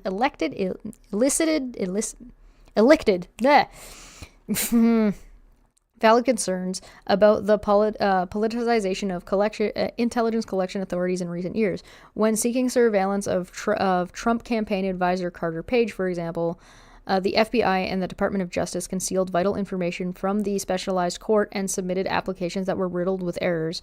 An incoming conservative president should consider reforms designed to prevent further partisan abuse of national security authority. Making mistakes equaled abuse in authority? Okay. But why confuse the topic with silly things like facts? I know, right? A package of strong provisions to protect against such partnership might include stiffer penalties and mandatory investigations when intelligent leaks are aimed at democratic political targets. Oh, you mean like Trump and Hunter Biden? You mean like Trump is doing to Hillary? You mean like Trump doing Trump things? Tighter controls on otherwise lawful intercepts that also collect the communications of domestic political figures, an express prohibition on politically motivated use of intelligence authorities, and reforms to improve the accountability of the Justice Department and the Foreign Intelligence Surveillance Court. To keep intelligence credentials from being used for partisan purposes, former high-ranking intelligence officials who retain a clearance should remain subject to the Hatch Act after they leave the government to deter them from tying their political stands or activism to their continuing privilege of access to classified government information. The IC should be prohibited from monitoring so-called domestic disinformation. The IC should be prohibited from monitoring so-called domestic disinformation. Such activity could easily slip into suppression of the opposition's party's speech, is coercive to the First Amendment protections, and raises questions about impartiality when the IC chooses not to act. Are you high? You just slipped that in right at the fucking end there? Okay. I'm not even explaining why that's so fucked. I'm not even explaining it. You know the answer. I don't need to explain it to you. I just realized that the members aren't showing. There you guys are. Thank you so much. I appreciate your financial share, commenting, and live chatting, and just your support in general. Thank you. Like and subscribe. China-focused changes, reforms, and resources. The term, quote, whole of government is all too frequently overused, but in responding to the generational threat posed by the Chinese Communist Party, that is exactly the approach that our national security apparatus should adopt. Again, they tertiarily mention North Korea and tertiarily mention Russia, but they are really focused on China. The IC director, William Burns, has formally established a Chinese mission center focused on these efforts, but it can be successful only if it is given the necessary personnel, cross-communication, collaboration, and resources. That is uncertain at this point, and just how seriously the organization is taking the staffing of this center is unclear. Oh, is it unclear because it's not information you have access to, because it's secure information, meaning there aren't leaks? meaning that it's doing its job and doing its job well. Whoops.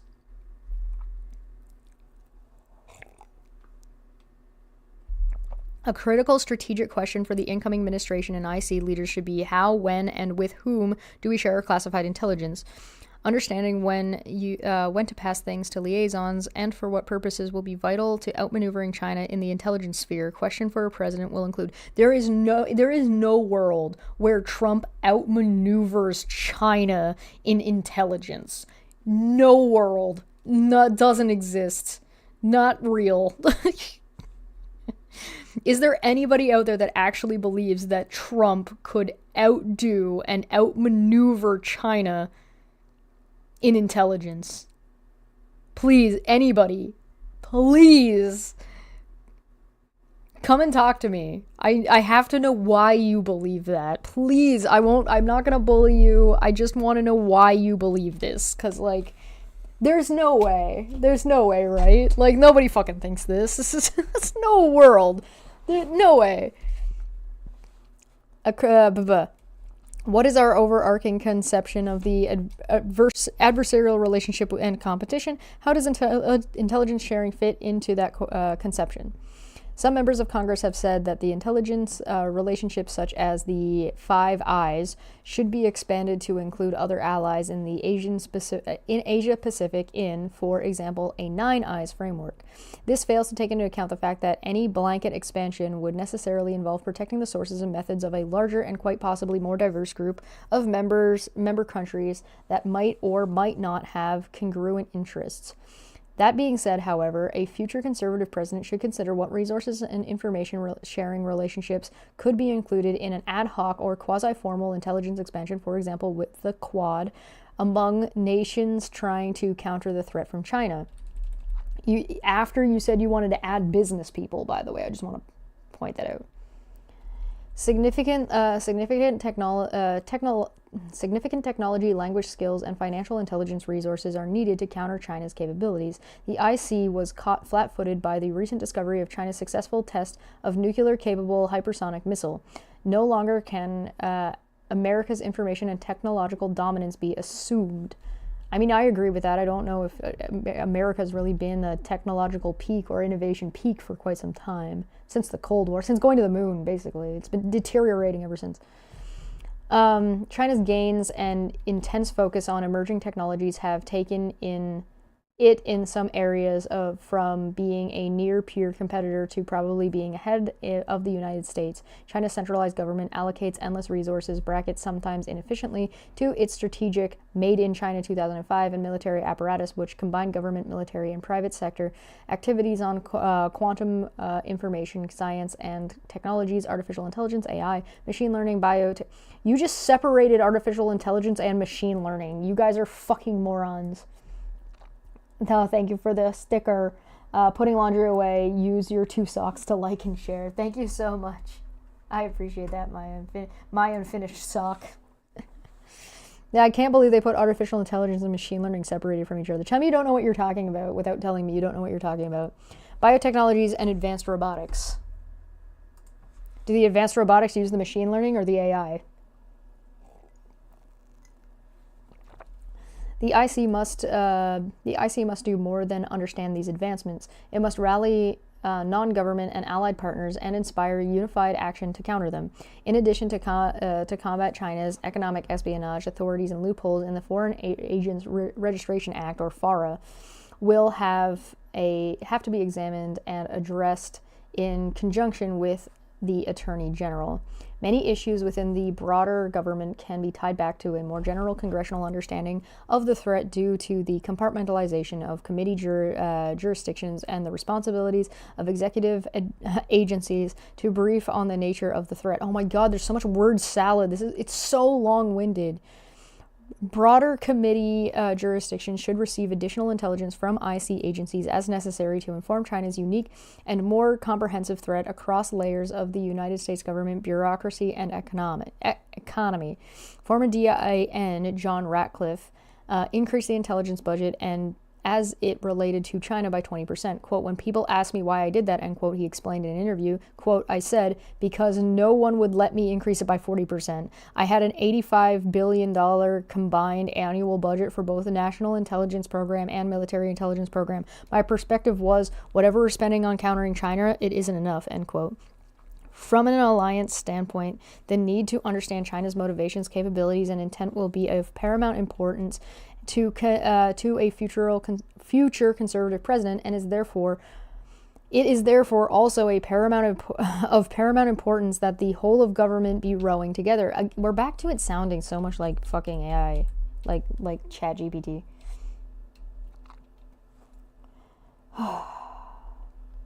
Fun fact, if you're of Chinese descent, good luck trying to get into the federal government. It's considered a de facto conflict of interest by the intelligence community. That's kind of fucked up. China. That's kind of fucked up. That's like some World War II era bullshit. National Counterintelligence and Security Center, NCSC. The Senate Select Committee on Intelligence, the SSIC, has taken a keen interest in possibly updating the codified language underpinning much of the nation's counterintelligence apparatus. Spy versus spy threat continue to exist, but the rise of China and, to an extent, Russia's machinations move beyond the governmental sphere to technology, economic, supply chain, cyber, academic, state, and local espionage threats at a level of our country has never seen. Oh, but you don't want to do anything about the misinformation. You don't want to do anything and deny the Russian interference that you just denied a couple minutes ago. Are you fucking kidding me? Are we also going to ignore the Tim Pool cast shit that's going on and the ties to Paul Vier in Canada? Like, hello? Are we stupid?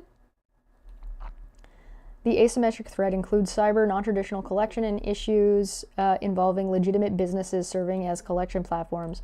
Barring statutory changes that could occur before 2025, a future conservative president should further empower the resources the IC by executive order or through thorough suggested changes in Counterintelligence Enhancement Act, or the CEA, of 2002. NCSC was given some authority for outreach efforts on behalf of the IC for counterintelligence, education, insider threats, and broader U.S. government best practices, but there remain significant deltas between Title 50 and non-Title 50 entities' protections. Primary operational elements should remain at the FBI and CIA, with the Bureau and NCSC collaborating. I don't know if you see my eye fucking twitch when I'm trying to read all these fucking acronyms. Collaborating on non-governmental, initials. They're not acronyms. They're only acronyms if they can be said as a word. China. Collaborating on non-governmental outreach. Well, there is no need to create a separate agency. A future president and DNI should amplify NCSC's authorities and roles with respect to counterintelligence strategy, policy, outreach, and governance, including supporting necessary joint duty assignments, JDA, for FBI and CIA personnel. Fuck me, dude. At the same time, the FBI requires significant additional resources and legal authorities to fulfill its statutory role as the lead operational counterintelligence agency in dealing with the ever-growing threats posed by our adversaries. The CEA should be updated to include foreign espionage efforts aimed at universities. Corporate American technologies companies, research institutions, and academia must be willingly educated partners in this generational fight to protect our national security interests, economic interests, national sovereignty, and intelligence property, as well as the broader rules-based order, all while avoiding the tendency to cave to the left-wing activists and investors who ignore the China threat and increasingly dominate the corporate world. Oh, they're all left-wing, are they? Of course they are. Can I point out real fucking quick, no. No, just no. Just stop. Corporate America technology companies, research institutions, and academia must be willing to educate partners in this generational. They're saying that they want to do this generational fight, but then are like, but we want to get rid of anybody who's been here too long, and we want to have a higher turnover rate for intelligence officers, and we want to get rid of political career professionals, right? Like, so they're just, everything that they're saying that they actually want to implement goes against what they actually present every single fucking time. And retroactively. So, like, anything they said before gets tossed the fuck under the bus. Blah, blah, blah, blah, blah. Reinstitutions of the National Security Higher Education Advisory Board and the National Security Business Alliance Council should be prioritized with leadership from the NSCS, the FBI, or a combination of both entities. When the you want to have redundancy. When the CCP steals at least $400 billion to $600 billion in intellectual property each year, it is time to devote some strategic thinking in exactly how and to what degree counterintelligence of efforts can help protect America's commercial endeavors. Oh, you mean like getting a backpack that has like definitely not Sonic on it? Like, who the fuck cares? If Chinese strategic technology gains are happening almost entirely in transactional commerce space, for example, in the private sector, it's also gathering and analyzing some critical intelligence. These essential data points should assist in national-level counterintelligence efforts. The NCSC was created in the aftermath of 9/11 as a terrorist threat integration center, TTIC, which later became the National Counterterrorism Center, the NCTC, pursuant to prior ex-president George W. Bush's Executive Order 13354, or 13,354. The NCTC was an organization of approximately 36 detainees from across the U.S. government with the mandate to integrate counterterrorism intelligence and missions, including terrorist screening. Eventually, citation, in November 2014, the Director of National Intelligence, DNI, established NCSC by combining bracket the Office of the National Counterintelligence Executive and bracket with the Center for Security Evaluation and Special Security Center and the National Insider Threat Task Force to effectively integrate and align counterintelligence and security mission areas under a single organizational construct. The director of NCSC serves in support of the DNI's role as security executive agent, SecEA. I hate you. To develop, implement, oversee, and integrate personnel security initiatives throughout the U.S. government. The NCSC has added value in such areas as fussing cross-community intelligence for terrorism watch listing purposes and improving information sharing while carrying roughly half of the overall cadre for the ODNI. I got so much shit. I've got an extra keyboard on my desk right now. Sorry. There we go. Don't. Just stay here. Just don't move. Thanks.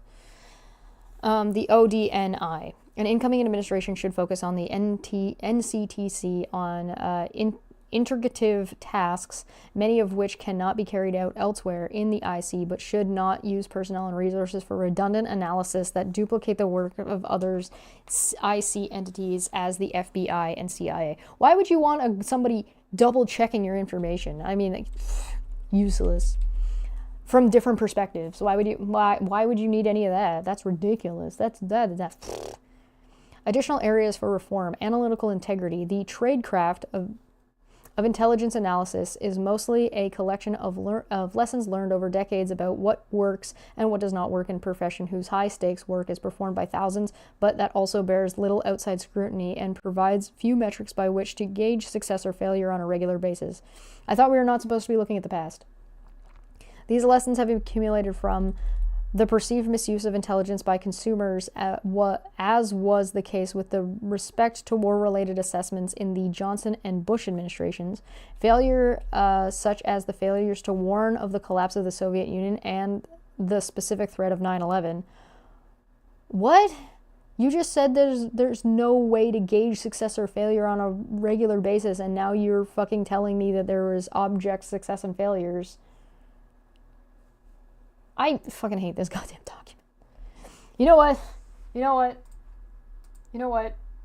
I've earned this. I disagree infinitely about the way that was dumb, and I hate it. And I hate it By the way, I hate it. I think it's dumb and I hate it. And I think it's stupid. Success in piecing together tactical and often technical puzzles such as estimates of Iranian nuclear program maturation and strategic victories such as anticipating critical geopolitical developments that have been years in the making. No, we're not ending. We're going to get to the end of the chapter. We're almost there. Historically, this tradecraft has been passed on in the form of unwritten rules learned on the job and in agency-specific training classes, but increasingly since the intelligence reforms of 2004, they have been codified IC-wide under the direction of the Deputy Director of National Intelligence for Mission Integration. A RAND study, R-A-N-D, study of U.S. intelligence tradecraft notes that the, quote, vast majority of intelligence analysis reside outside of the Central Intelligence Agency, the CIA, and do work that is tactical, operational, and current, end quote. This study goes on to note that the Defense Intelligence Agency, the DIA, as many analysis as the CIA has, and that the National Security Agency, NSA, has several times as many analysts as does the National Geospatial Intelligence Agency, or the NGA, indicating both the breadth of the CI's technical collection and its emphasis both on developing analysis who can interpret secret human or technical intelligence in quick turnaround pieces and on counter-tactical asymmetric threats like terrorism. During the Cold War, however, there was a more balanced analytical focus with great... I thought we weren't supposed to be moving backwards! Why do we keep moving fucking backwards? During the Cold War, however, there was a more balanced analytical focus with greater emphasis on strategic intelligence issues as a mean of out-competing the Soviet Union. Okay, listen... The internet exists now, and everybody has it. So you kind of got to change your intelligence to go along with that shit. God, this kind of analysis deals not only in secrets but also in mysteries, making well-founded but ultimately unknowable predictions about the future action by a computer or adversary. The tradecraft necessary to succeed in strategic analysis requires substantial regional and topical exercise developed over years of supplement experience in the daily collection of and understanding of secrets. Institutionally, this sounds so stupid. Institutionally, it also requires that agencies' analytic process be open to discussion, debate, and dissent because analysts must work together to describe a probable range of future outcomes and warn about unproven current threats rather than using the collection to solve a single puzzle with a definitive answer. Regarding its mission to follow long-term issues, the IC is falling short in its resourcing and its openness to dissenting opinions, which, if taken seriously, can help responsible officials respond more effectively to threats and threat actors. You mean the intelligence community didn't trust Trump, right, or his caucus rightfully? Go figure. Regarding its mission to follow openness and dissenting opinions, responsible officials, not you. The IC Analytical Ombudsman has expressed concern that hyper-partisanship, quote, has threatened to undermine the foundations of our republic, penetrating even into the intelligence community. Who the fuck do you think they're talking about? They're talking about you! What the fuck? For example, the Ombudsman noted in a report on the IC's handling of election threat analysis in 2020 that, in his view, CIA officials had deliberately downplayed dissenting views in coordination comments expressed by experts at the National Intelligence Council and elsewhere who felt that there was evidence of Beijing's intent to exert at least some influence in the 2020 election, as opposed to the consensus view that Beijing did not interfere in the U.S. elections. Senior CIA analyst and... What? You had direct ties to Putin. What do you mean? Senior CIA analysis and leaders made it, quote, difficult to have a healthy analytic conversation in a confrontational environment, end quote, while violating multiple official IC tradecraft standards by not allowing dissent or considering alternatives. The CIA exercised, quote, undue influence on intelligence, end quote, subsequent exposure of China-linked online influence and the FBI's warnings about continued efforts through the 2020 midterms, highlighting the folly of undue certainty without consideration of alternatives. They came to a conclusion, and then this fucking... I can't... I'm on page 253 in the PDF.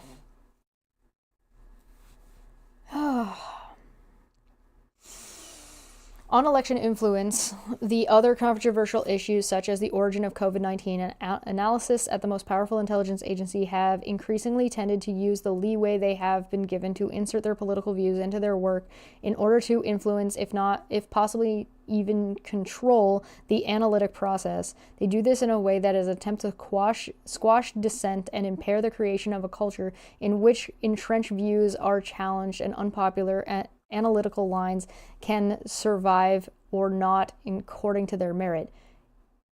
That's the point. Things are supposed to survive or not according to their merit, dipshits. I fucking hate you so goddamn much. To help the United States and its leaders to... I wonder what I'm going to sound like by the end of this. We're only on chapter fucking 7.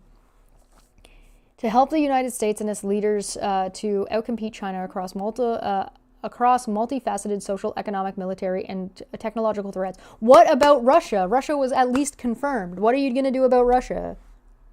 The IC's capability to conduct strategic and intelligence analysis that is relevant to policymakers in both parties must be rebuilt and strengthened. Period. But, take a drink. Beijing may be a peer or even exceed U.S. capabilities in some areas. The post-9/11 analytic focus on quick turnaround secrets is not good enough. Strategic planning informed by intelligence must take place for the United States to stay ahead of whatever new threats China may pose. An incoming conservative president will have the opportunity to signal the demand for such strategic products and prioritize their production through communications to intelligent leaders and formal mechanisms such as shifting priorities within the national intelligence priority framework and structuring the president's daily brief. The incoming DNI should also emphasize implementing the recommendations of the Ombudsman report, especially regarding objectivity, the inclusion of dissenting viewpoints, and more serious efforts to hold senior leaders accountable for back-channel attempts to change or suppress analytic views. You mean like this document is trying to do because they didn't, the assessment didn't agree with you, the conclusion of the investigation didn't agree with your guy, so now you're trying to undermine the intelligence community by making accusations that you haven't proven, by the way. You're just stating these things as a fact. This document hasn't demonstrated anything, right? These are just statements.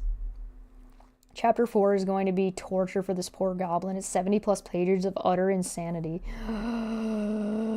That might have to be 2 parts.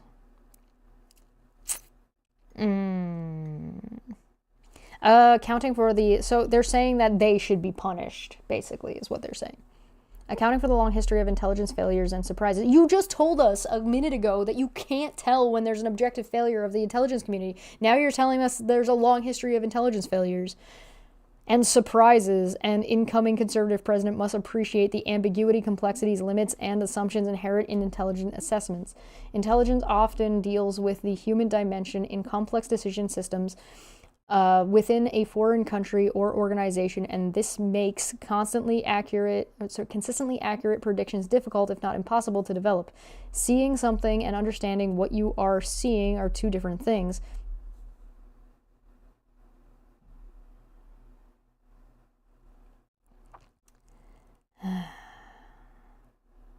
So a president should consistently and patiently press the IC about its potential biases, assumptions, methodologies, and sourcing. With regard to election threat analysis, the political controversial topics agency leaders should take seriously the Ombudsman's admonishments that we need to maintain tradecraft standards across all countries and topics by ensuring that equitable standards apply across all foreign threats and actors. I thought you guys didn't like equity. Analysis should be put forwards without regard to the domestic political ramifications of intelligence obligations. Quote, obligation to share and real-time auditing capability. The federal government has made admirable progress in years by being more forward-leaning in sharing cyber threat intelligence with private sector partners and the public, emphasizing that the protective nature of such information is of value only if it's put in the right hands at the right time. Excuse me. Since critical infrastructure and services are overwhelmingly owned, managed, and defended by the private sector in the United States, there has been an increasing emphasis on declassifying intelligence and sharing actionable information with private sector partners, often through industry-specific information sharing and analysis centers, or the ISACs, regional meetings of government and private sector experts called Infragard. It's INFA, capital INFRA, capital GARD, run by the FBI.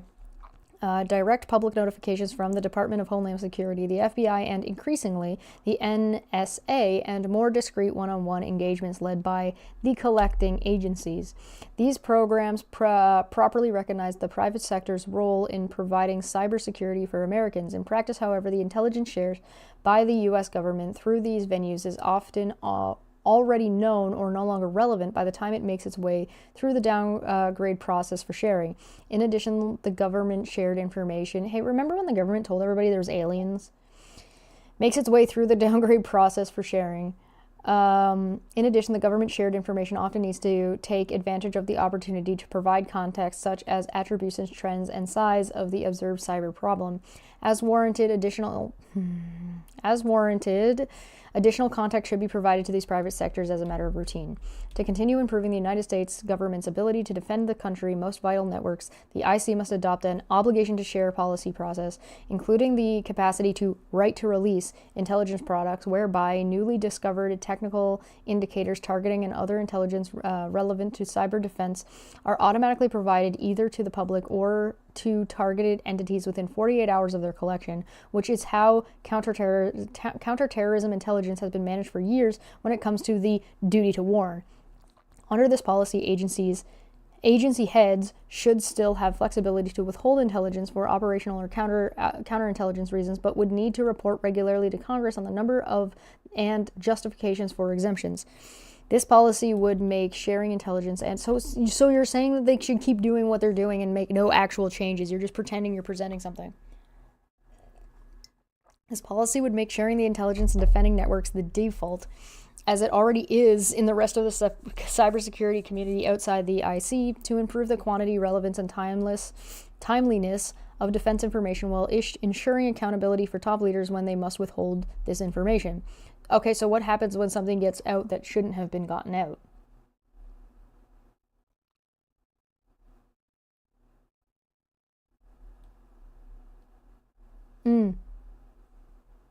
One of the most significant challenges within the IC is presented by the need to share information promptly among the 18 elements of the intelligence enterprise. The only long-term solution to understandable tension between the need to share information, the need to protect intelligence sources and methods, is a robust real-time auditing capability that electronically flags unauthorized access under an identity management system with real-time audit.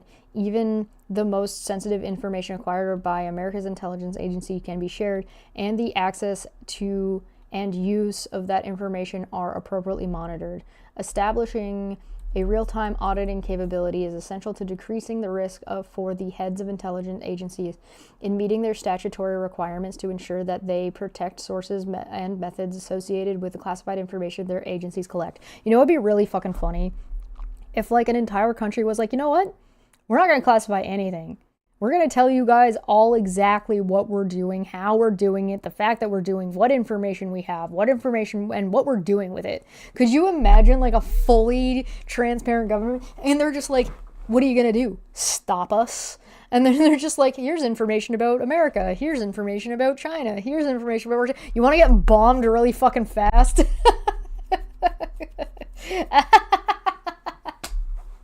Could you imagine if government, like, if people started demanding that from their governments, and so all of the governments had to be like, well, I guess we don't get to do secret operations anymore.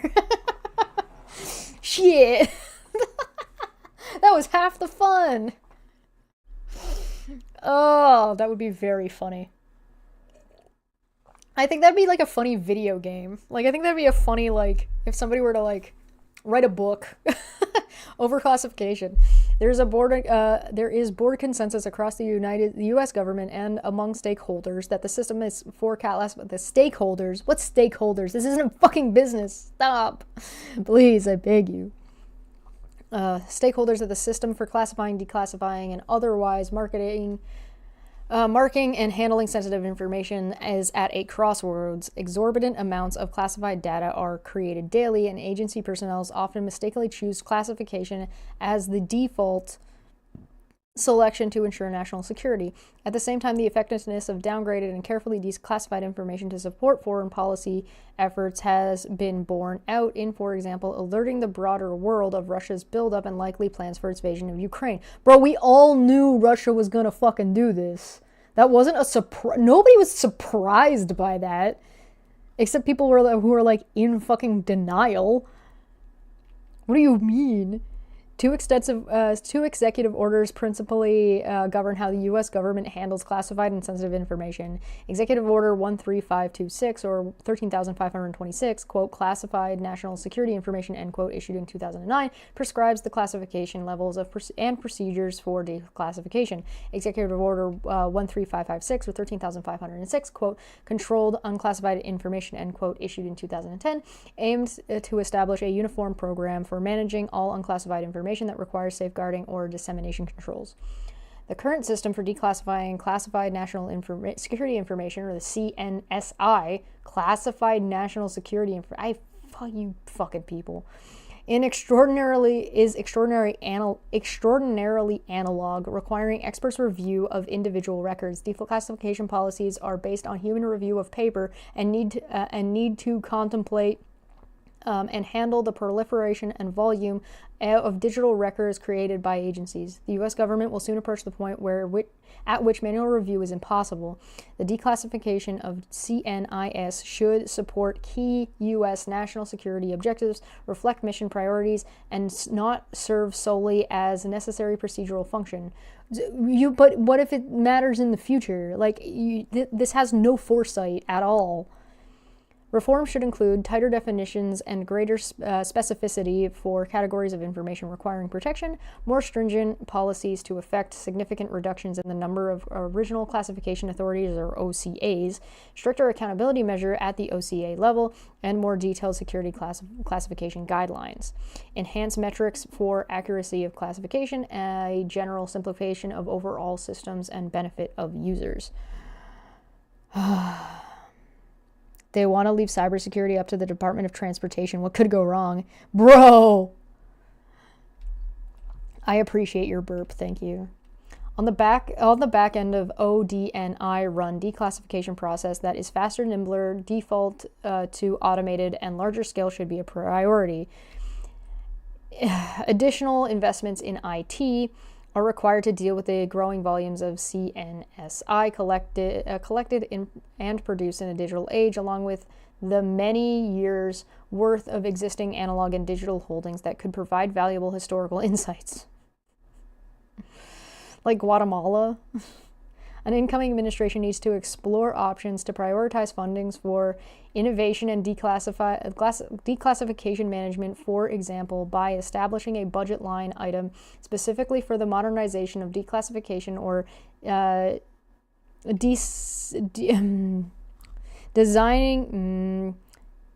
designating funding for program classification management as a special interest item. I'm sorry, I've been reading out loud for 2.5 hours. The administration will also need to transition to using technology, including tools and services for managing big data, which provide a robust electronic record repository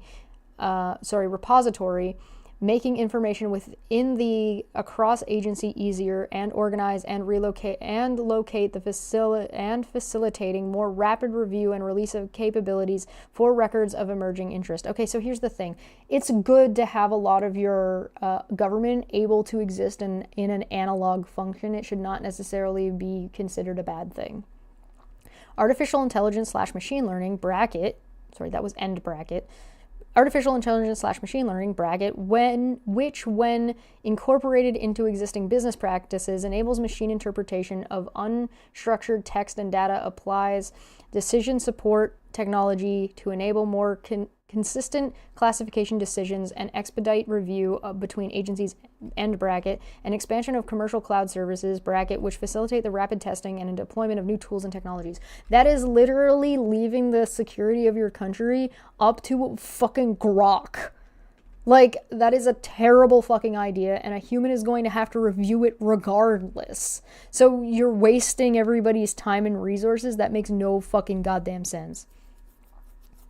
Analog got taken out back and shot like old yeller. Oh, it's so sad. Analog is good and useful, and it shouldn't be removed if not necessary. And I'm not convinced that, like, what they're talking about is viable.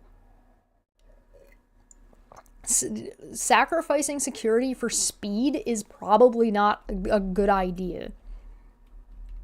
At least not to that degree. This is like, I feel like I'm getting Nom flashbacks from when I used to work in quality, and quality was like, we just want to pump out as much as possible, fuck quality, and then somebody's engine exploded because I was putting together camshafts, which was a fucking engine part, and then the whole thing got fucking sent backwards. It fucked everything for years. Like this is exactly the kind of stuff we're talking about. Also, cloud services are really not very secure, so unless you've got a new way to secure them, I don't know if that's a good idea. However, technology is not a panacea. Human expertise in information holding and routine validation of the technology will always be necessary. See what I just say? With or without machine assistance, agencies will require more people and more varied skill set to improve their ability to meet the electronic records errors, classification and declassification demands, and serve an incoming administration goals. Oh, so you want to have more bureaucracy and hire more people and then just add in these annoying ass roadblocks of fucking AI generation. Cool. Great. Broader U.S. government and IC intelligence needs. Increasingly conflicts among U.S. adversaries. What? Speaking of AI, among U.S. adversaries such as China, Russia, Iran, and North Korea are conducted, as we exclusively talk about China all the time, are conducted in the realms of technology and finance. These challenges require new tools, authorities, and technological expertise across U.S. government, particularly at the Commerce Department, Bureau's Industry and Security (BIS) and the Committee of Foreign Investment in the United States, or the CFIUS, which is housed at the Treasury Department. An incoming conservative president should task the DNI and Security of Commerce with increasing coordination, the resources needed for BIS and SCIF capacity, and proper and necessary intelligence sharing to counter the activities of multifaceted adversaries such as China. Only talking about China. What did I say? This would include additional work with private sector expertise, granting clearances to niche sector experts and the United States citizen, commercial, and financial partners needed. It's almost like there's a reason why they're not really calling out Russia very much.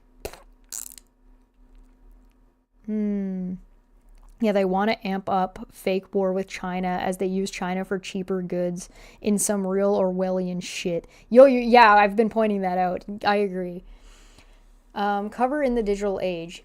Even in the public domain, it is becoming increasingly clear that protecting the identities of undercover intelligence officers is difficult in the digital age. Oh, you mean like Trump outing CIA agents? Really? Oesophagus. Yeah, Oesophagus is right. It's fucking ridiculous.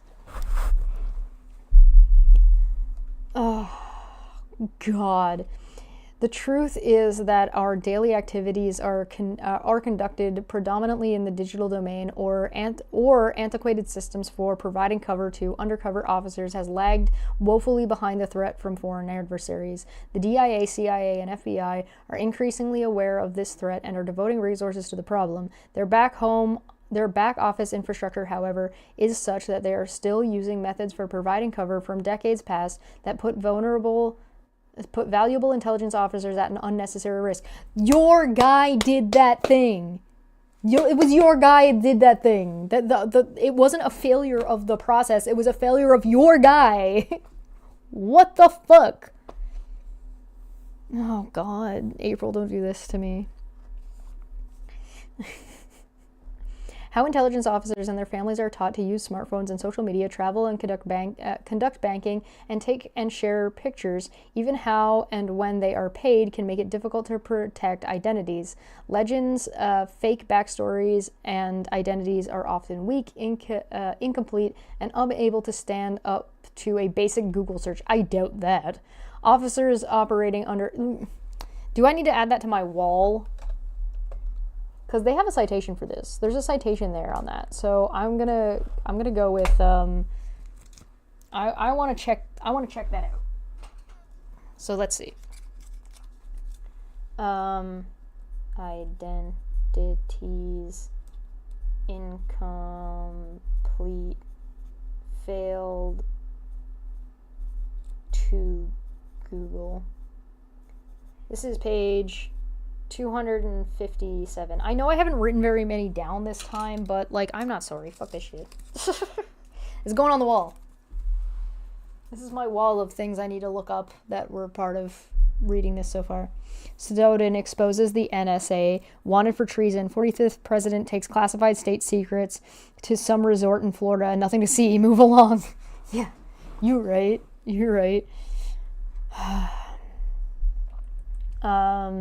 Officers operating under non-official cover are offered even less protection and training to help them succeed. In addition, ubiquitous technical surveillance, or UTS, techniques being refined by technologies emanating from the regimes in China and Russia will continue to be highly challenging for intelligence officers. An incoming administration will need to double down on resourcing and training so that members of the IC will have the expertise they need to operate clandestinely and successfully against hard targets. Can you believe I got clandestinely right on the first try? Privacy Shield. For many years, the European Union, EU, has tried to force U.S. companies operating in Europe to follow its data privacy regulations.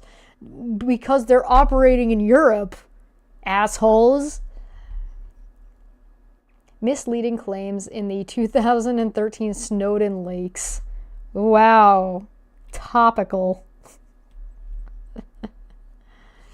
Destroyed the initial safe harbor framework that allowed American companies to transfer data across the Atlantic. Its successor, the Privacy Shield framework, was struck down by European courts on the grounds that it provides insufficient protection for EU citizens against hypothetical U.S. government surveillance.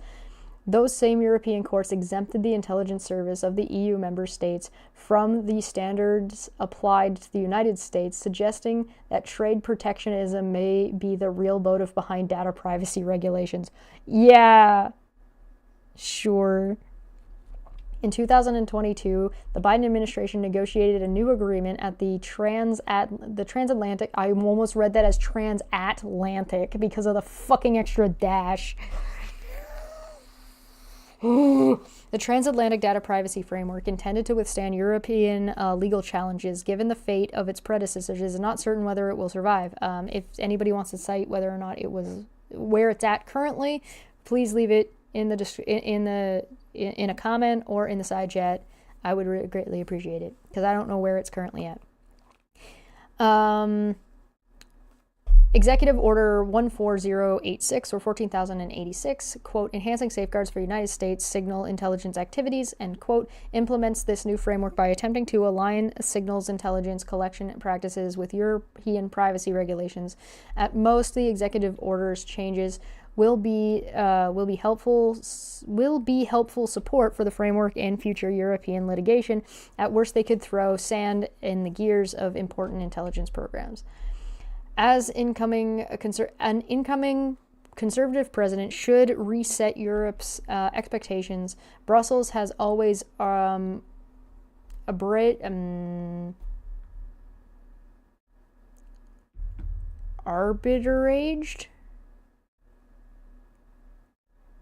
Like, I know what an arbiter is, and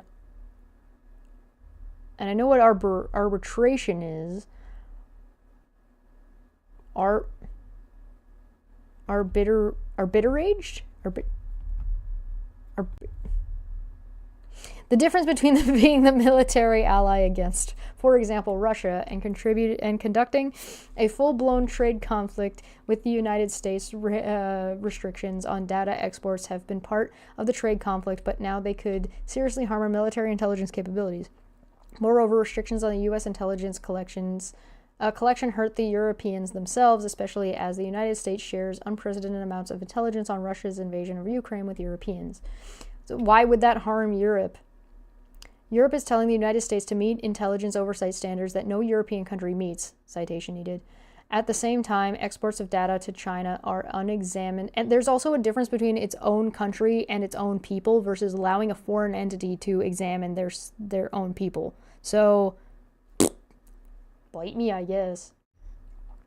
At the same time, export data to China are unexamined and so far free from legal challenges. You want to know where China gets the majority of its fucking information about US citizens?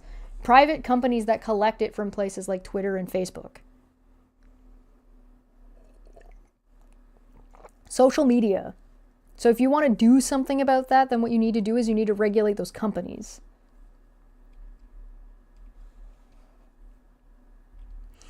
At the same time, legal challenges. That violates World Trade Organization agreements as an arbitrary and discriminatory data protection standard. It is a betrayal by a nominally allied jurisdiction. European court rulings that struck down prior data privacy frameworks were grounded not in constitutional law, but in a treaty among European nations. Yeah, why would they give two shits about your constitution? There's only America and not America, and only our opinion matters. If the EU accepted an international agreement that data may flow to the United States under a more reasonable standard than the one adopted by the court, that interpretation would be binding at least as a gloss on the earlier treaty. Yeah, but you guys aren't doing America's not doing really much about Ukraine anyway, and they vetoed the ceasefire for fucking Palestine. So what the fuck are you on about? The United States have never seriously pushed back against the EU. Yeah, because pushing back on that would be absurd. Now is the time. Oh, yeah. Wow, it's almost like you guys are absurd. An incoming president should ask for an immediate study of the implementation of Executive Order 14086 or 14,086. Wow, look, they want another review. What did I fucking tell you? Every single time, and suspend any provisions. What did I fucking tell you? They want full fucking analytics on day one to be reviewed and shut down while they're being reviewed until said time that the president makes a decision and sets something in place as they circumvent the fucking as they circumvent the Senate and the Constitution.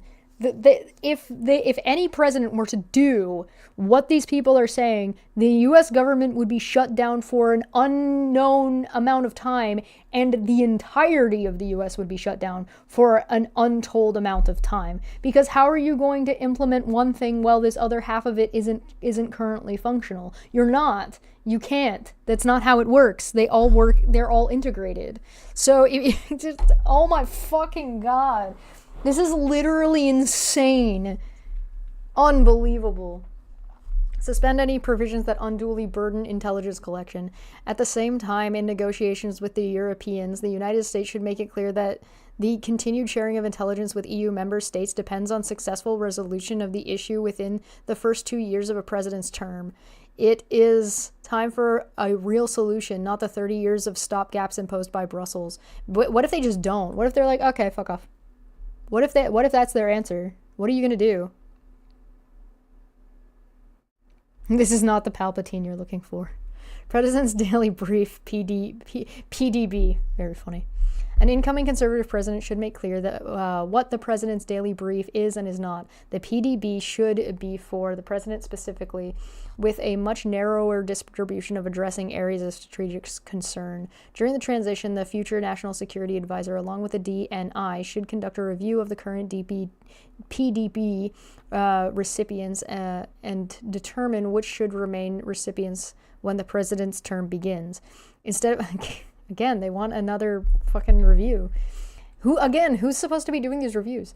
Instead of being used as a statement of records for the agencies, the PDB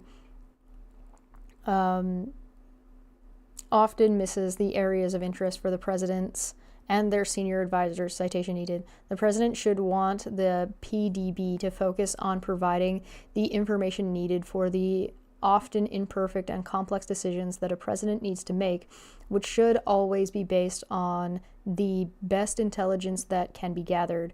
Where consensus and agreement are possible, an IC coordinated product is excellent, but insights provided by properly channeled dissent can lead a president to ask relevant questions of his DNI and IC.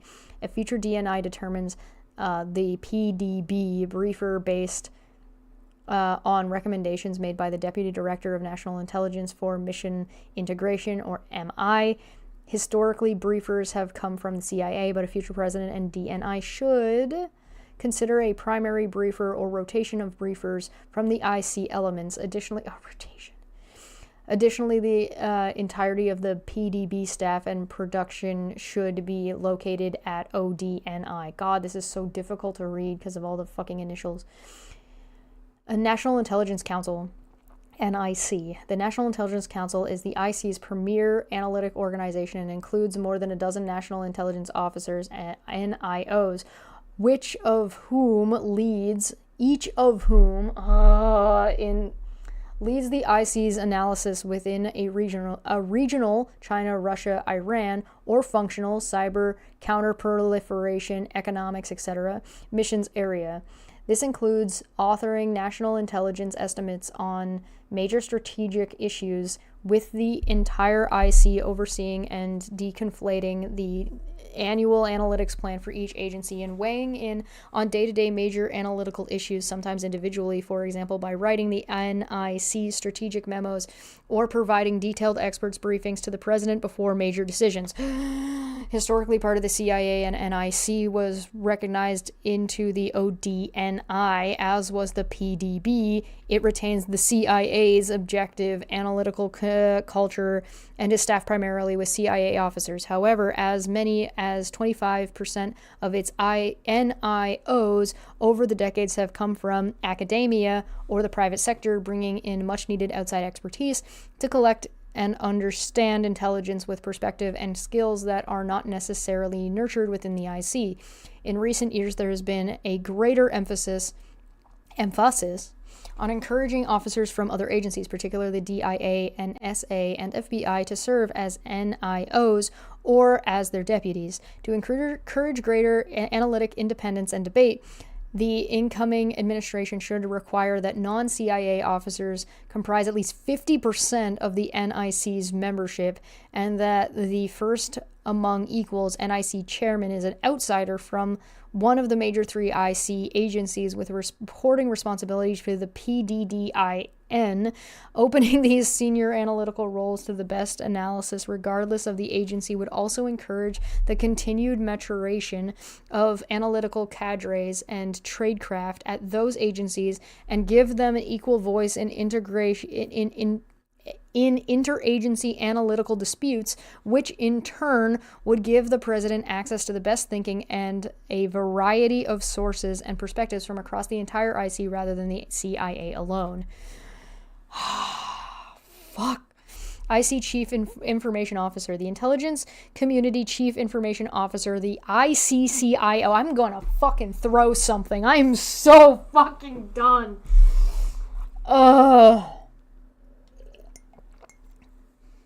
I want to die. I'm telling you, they made this hard to read on purpose. This is intentional. This is intentionally bloviated to make it sound important when it isn't, and intentionally difficult to read because they don't want the people. Think about the people that this is directed at. Think about the people who are like promoting this. You think they fucking read this? You think they understood it when they read it? Fuck no, they didn't. I don't believe that for a fucking second. No proprietor of this understood it and believes it. You can't have both of those. You either fucking understood it and you're lying and you're pushing it for an agenda, or you didn't understand it and you're pushing it anyway because you think it's a good thing because you don't know what the fuck you're reading. I refuse to believe there's anybody that earnestly believes any of this is a good fucking idea for the country. No way. No fucking way. For the country or its people. The Intelligence Community Chief Information Officer, ICCIO, directs and oversees all aspects of the classified IT budget for all of the IC's 18 elements.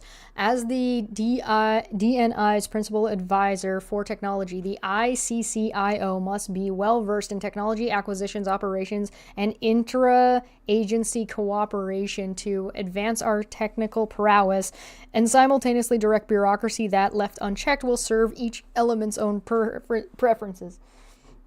Excuse me, I'm sorry. So you want an expert, you want a career professional.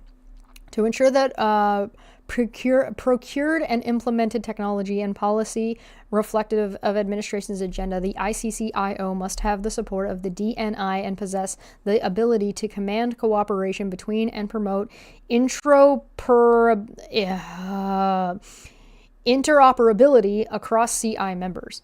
Because, take a drink, start of a paragraph. Because of the unique responsibilities entrusted to the position, incumbency has seesawed between... Really? Seesawed? ChatGPT wrote this.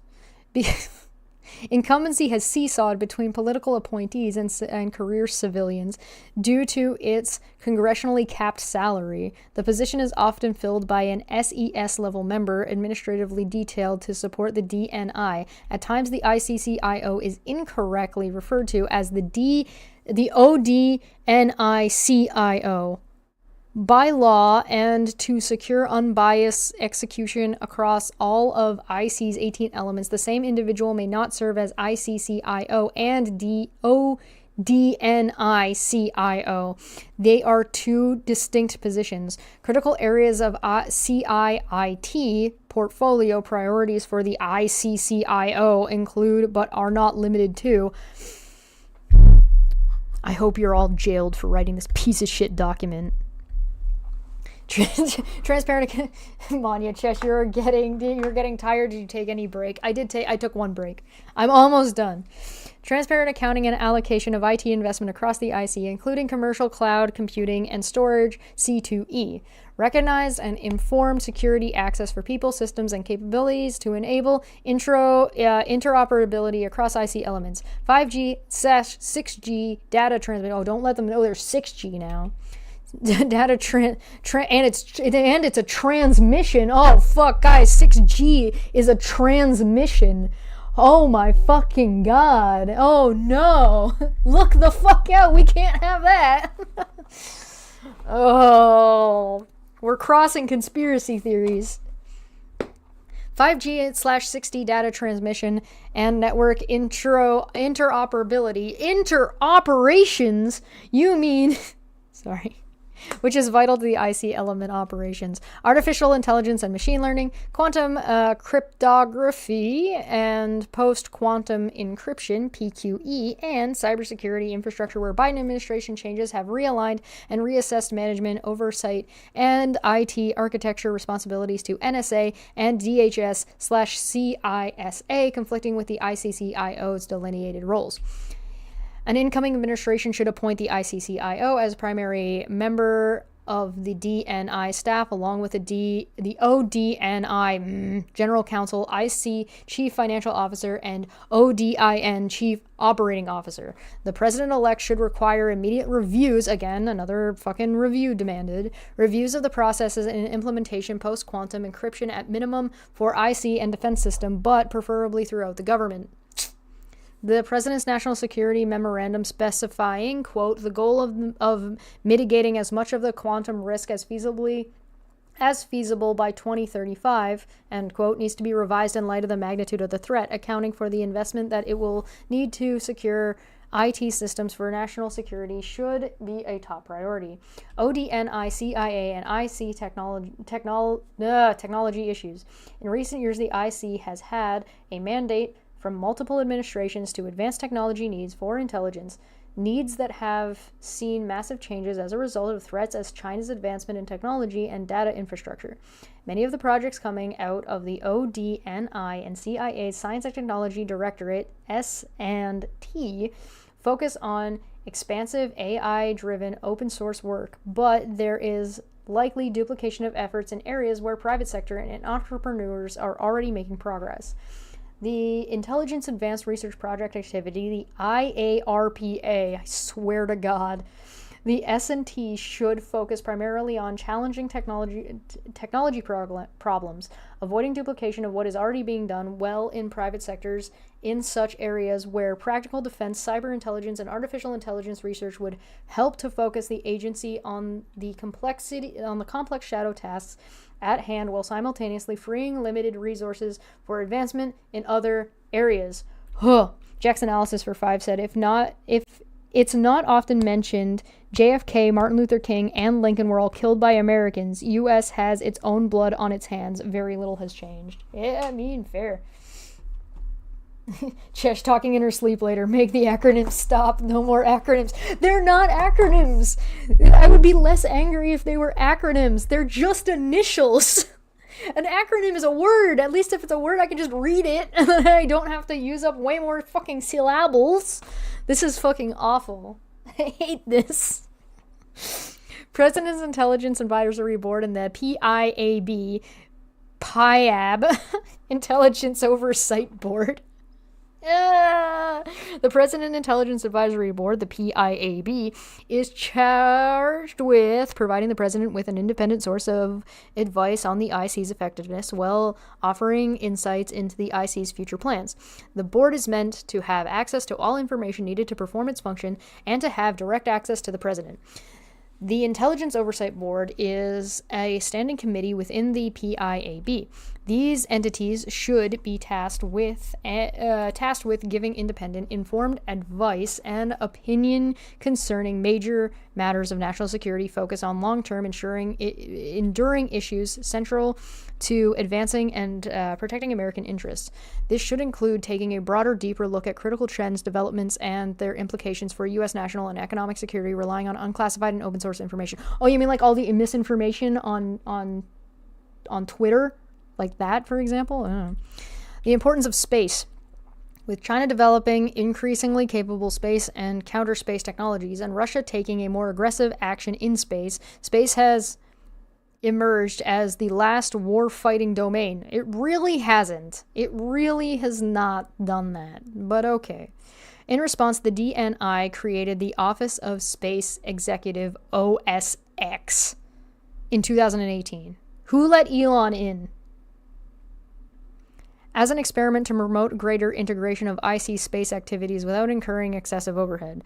The DNI managed greater collaboration across the enterprise without adding personnel, altering authorities, and increasing budgets. The Space Executive's design reflects the original design principles of the ODNI. The ODNI was explicitly not designed to be a departmental headquarters with command and control of the 18 agencies' vast bureaucracies. Rather, it was designed to be a small and lightweight with a mission of coordinating and integrate the critical activities of the IC's 18 agencies without creating new bureaucracy. That goal should remain in force. Didn't you already? And calls by outsider entities or Congress to add new centers and layers should be rejected. The Office of the Space Executive has been recognized as... Why isn't that the role that Elon wants to play in fucking Trump's? Why does he want to be like in charge of the efficiency of the government? Why wouldn't he want to be in charge of the Office of Space Executive? That seems like a very Elon-y type job. It's got an X in the name. It's about space. It's got the word executive in it. You know what I mean? It's on brand for him. As effective, the office of the space executive he gets to call himself the space executive. Just relegate him to a corner where he doesn't actually do anything. Put him in the Elon box. As recognized as an effective governance model, has spawned similar efforts to include the election threats executive, the economic and threat finance executive, and cyber executive. With this in mind, the following initiatives should be pursued. Expand collaboration with partners. For too many decades, the IC and the DoD have acquired and operated satellites independently. To improve their ability to meet the threat posed by China and Russia, the IC and DOJ should 1. Explore new methods for better integration of our space assets, 2. Examine the possibility of joint programs, and 3. Fully utilize the unique Title 10 and Title 50 authorities to execute space defense and offense strategies jointly. With who? Jointly with whomst? Additionally, the IC should support building international alliances with like-minded partners beyond the Five Eyes intelligence-sharing nations. Increasing potential allied nations and their commercial companies are developing innovative space capabilities to augment and strengthen the U.S. space defense and intelligence posture. Refocus space-related intelligence collection. The IC has developed a space threats collection posture prediction and on 3 assumptions. 1. The best information on developing space threats comes from collection against adversaries, militaries, institutions on Earth. 2. There should be a clear dividing line between the DoD's intelligence activities and the IC's. And 3. Only government-developed exquisite capabilities can inform threat analysis and decision-making effectively. Developments by our adversaries and the emergence of a vibrant commercial space marketplace over the past decade have rendered all 3 assumptions false and even dangerous. The IC must therefore refocus and invest its methods that will enable it to characterize accurately the threats that already exist in space, not just on the ground, break down barriers to information sharing and collaboration with the DoD, and embrace commercially derived capabilities that can be adapted to a national security mission, all while emphasizing the need to protect critical supply chains and the cybersecurity needs that result from the increasingly government commercial low Earth orbit. Our nation's economic and national security depend on being able to advance America's leadership position in space, which is eroding in the face of increasing threats from adversities and our own inaction. I mean, your own inaction and lack of education programs are ostensibly why, but, why not Zoidberg? You're right. An unfinished experiment. The intelligence community includes specifically the role of the DNI and ODNI is an unfinished experiment. The envisioned design principle was a conservative one, a small network-centric model for enterprise coordination as opposed to the large monolithic bureaucracy like DHS. The ODNI, however, has reverted in some ways to a bureaucratic and hierarchical model characterized by limited effectiveness. Historically, the CIA has undercut the DNI and maintains primacy in the IC hierarchy, especially with regards to the White House. An incoming conservative president can right the ship and return the IC governance model to first principles by using limited but empowered leadership and coordination designed to serve the nation's intelligence and national security needs, while reclaiming the public trust with fiscally responsible political neutrality, personal accountability, technology's prowess, and necessary human capital needed to counter immense nation state and asymmetrical threats from facing our country. I would like to point out, denying gay people and trans people and women isn't apolitical, and it's not politically neutral. Just wanted to point that out. Those are not politically neutral. Forcing and imposing a nuclear family, also that's not politically neutral. Just wanted to point that out real quick. Author's note. Oh my God, we did it. The preparation of this chapter was a collective enterprise of individuals involved in the 2025 presidential transition program. No particular policy statement, reform recommendation, or view expressed herein should be attributed to any individual contributor or the author. And here's the endnotes and their citations. Holy fucking shit, dude. We did it. We made it to the end. As usual, I will slow scroll through these so you can check any of them out as you see fit, because I am not fucking reading that shit, because you can suck my ass. We did it in 3 hours. That is not too bad. Thank you so much for joining me. I'll be back tomorrow with part 9, where we will read chapter 8. Yippee! thank you so much for joining me if you were able to make it through all of this. I really greatly appreciate it. Thank you for your commentary and notes throughout and fact-checking me and telling me how to pronounce words good. I'm going to go throw myself down some stairs. We got a whole nother chapter to read tomorrow. I'm going to be live doing art. I'm going to give myself a little bit of a break, and then I will be back. I will be live on Twitch. The link is in the description below if you're interested in following me. I do talk about this stuff. I'll probably talk about some of the stuff from Monday. There's going to be stuff coming out for members if you have a membership. It costs less than 1 cup of coffee a month to adopt yourself one goblin.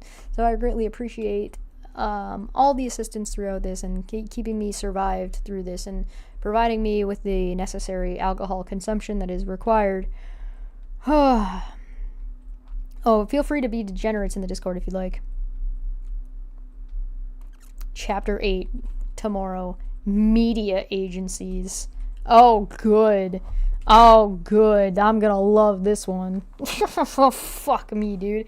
Alright, I'm gonna get out of here. I'm gonna take a bit of a break. And I'll be back doing art soon, TM. So go and follow over there. Maybe use your Prime sub. If you're subscribed here, thank you so much. I appreciate all of you very much. I'll be back tomorrow with more of this and more art. Catch us on Moo Mondays or Moon Days. If you're interested in following like online drama and stupid bullshit, which we will do more of once we're done with reading this and checking out our citations. I'm gonna get the fuck out of here. Have a good day, everybody, and I will see you tomorrow. Bye bye. I think that it's dumb and it's stupid. I think What you just said is one of the most insanely idiotic things I have ever heard. At no point in your rambling, incoherent response were you even close to anything that could be considered a rational thought. Everyone in this room is now dumber for having listened to it. God have mercy on your soul.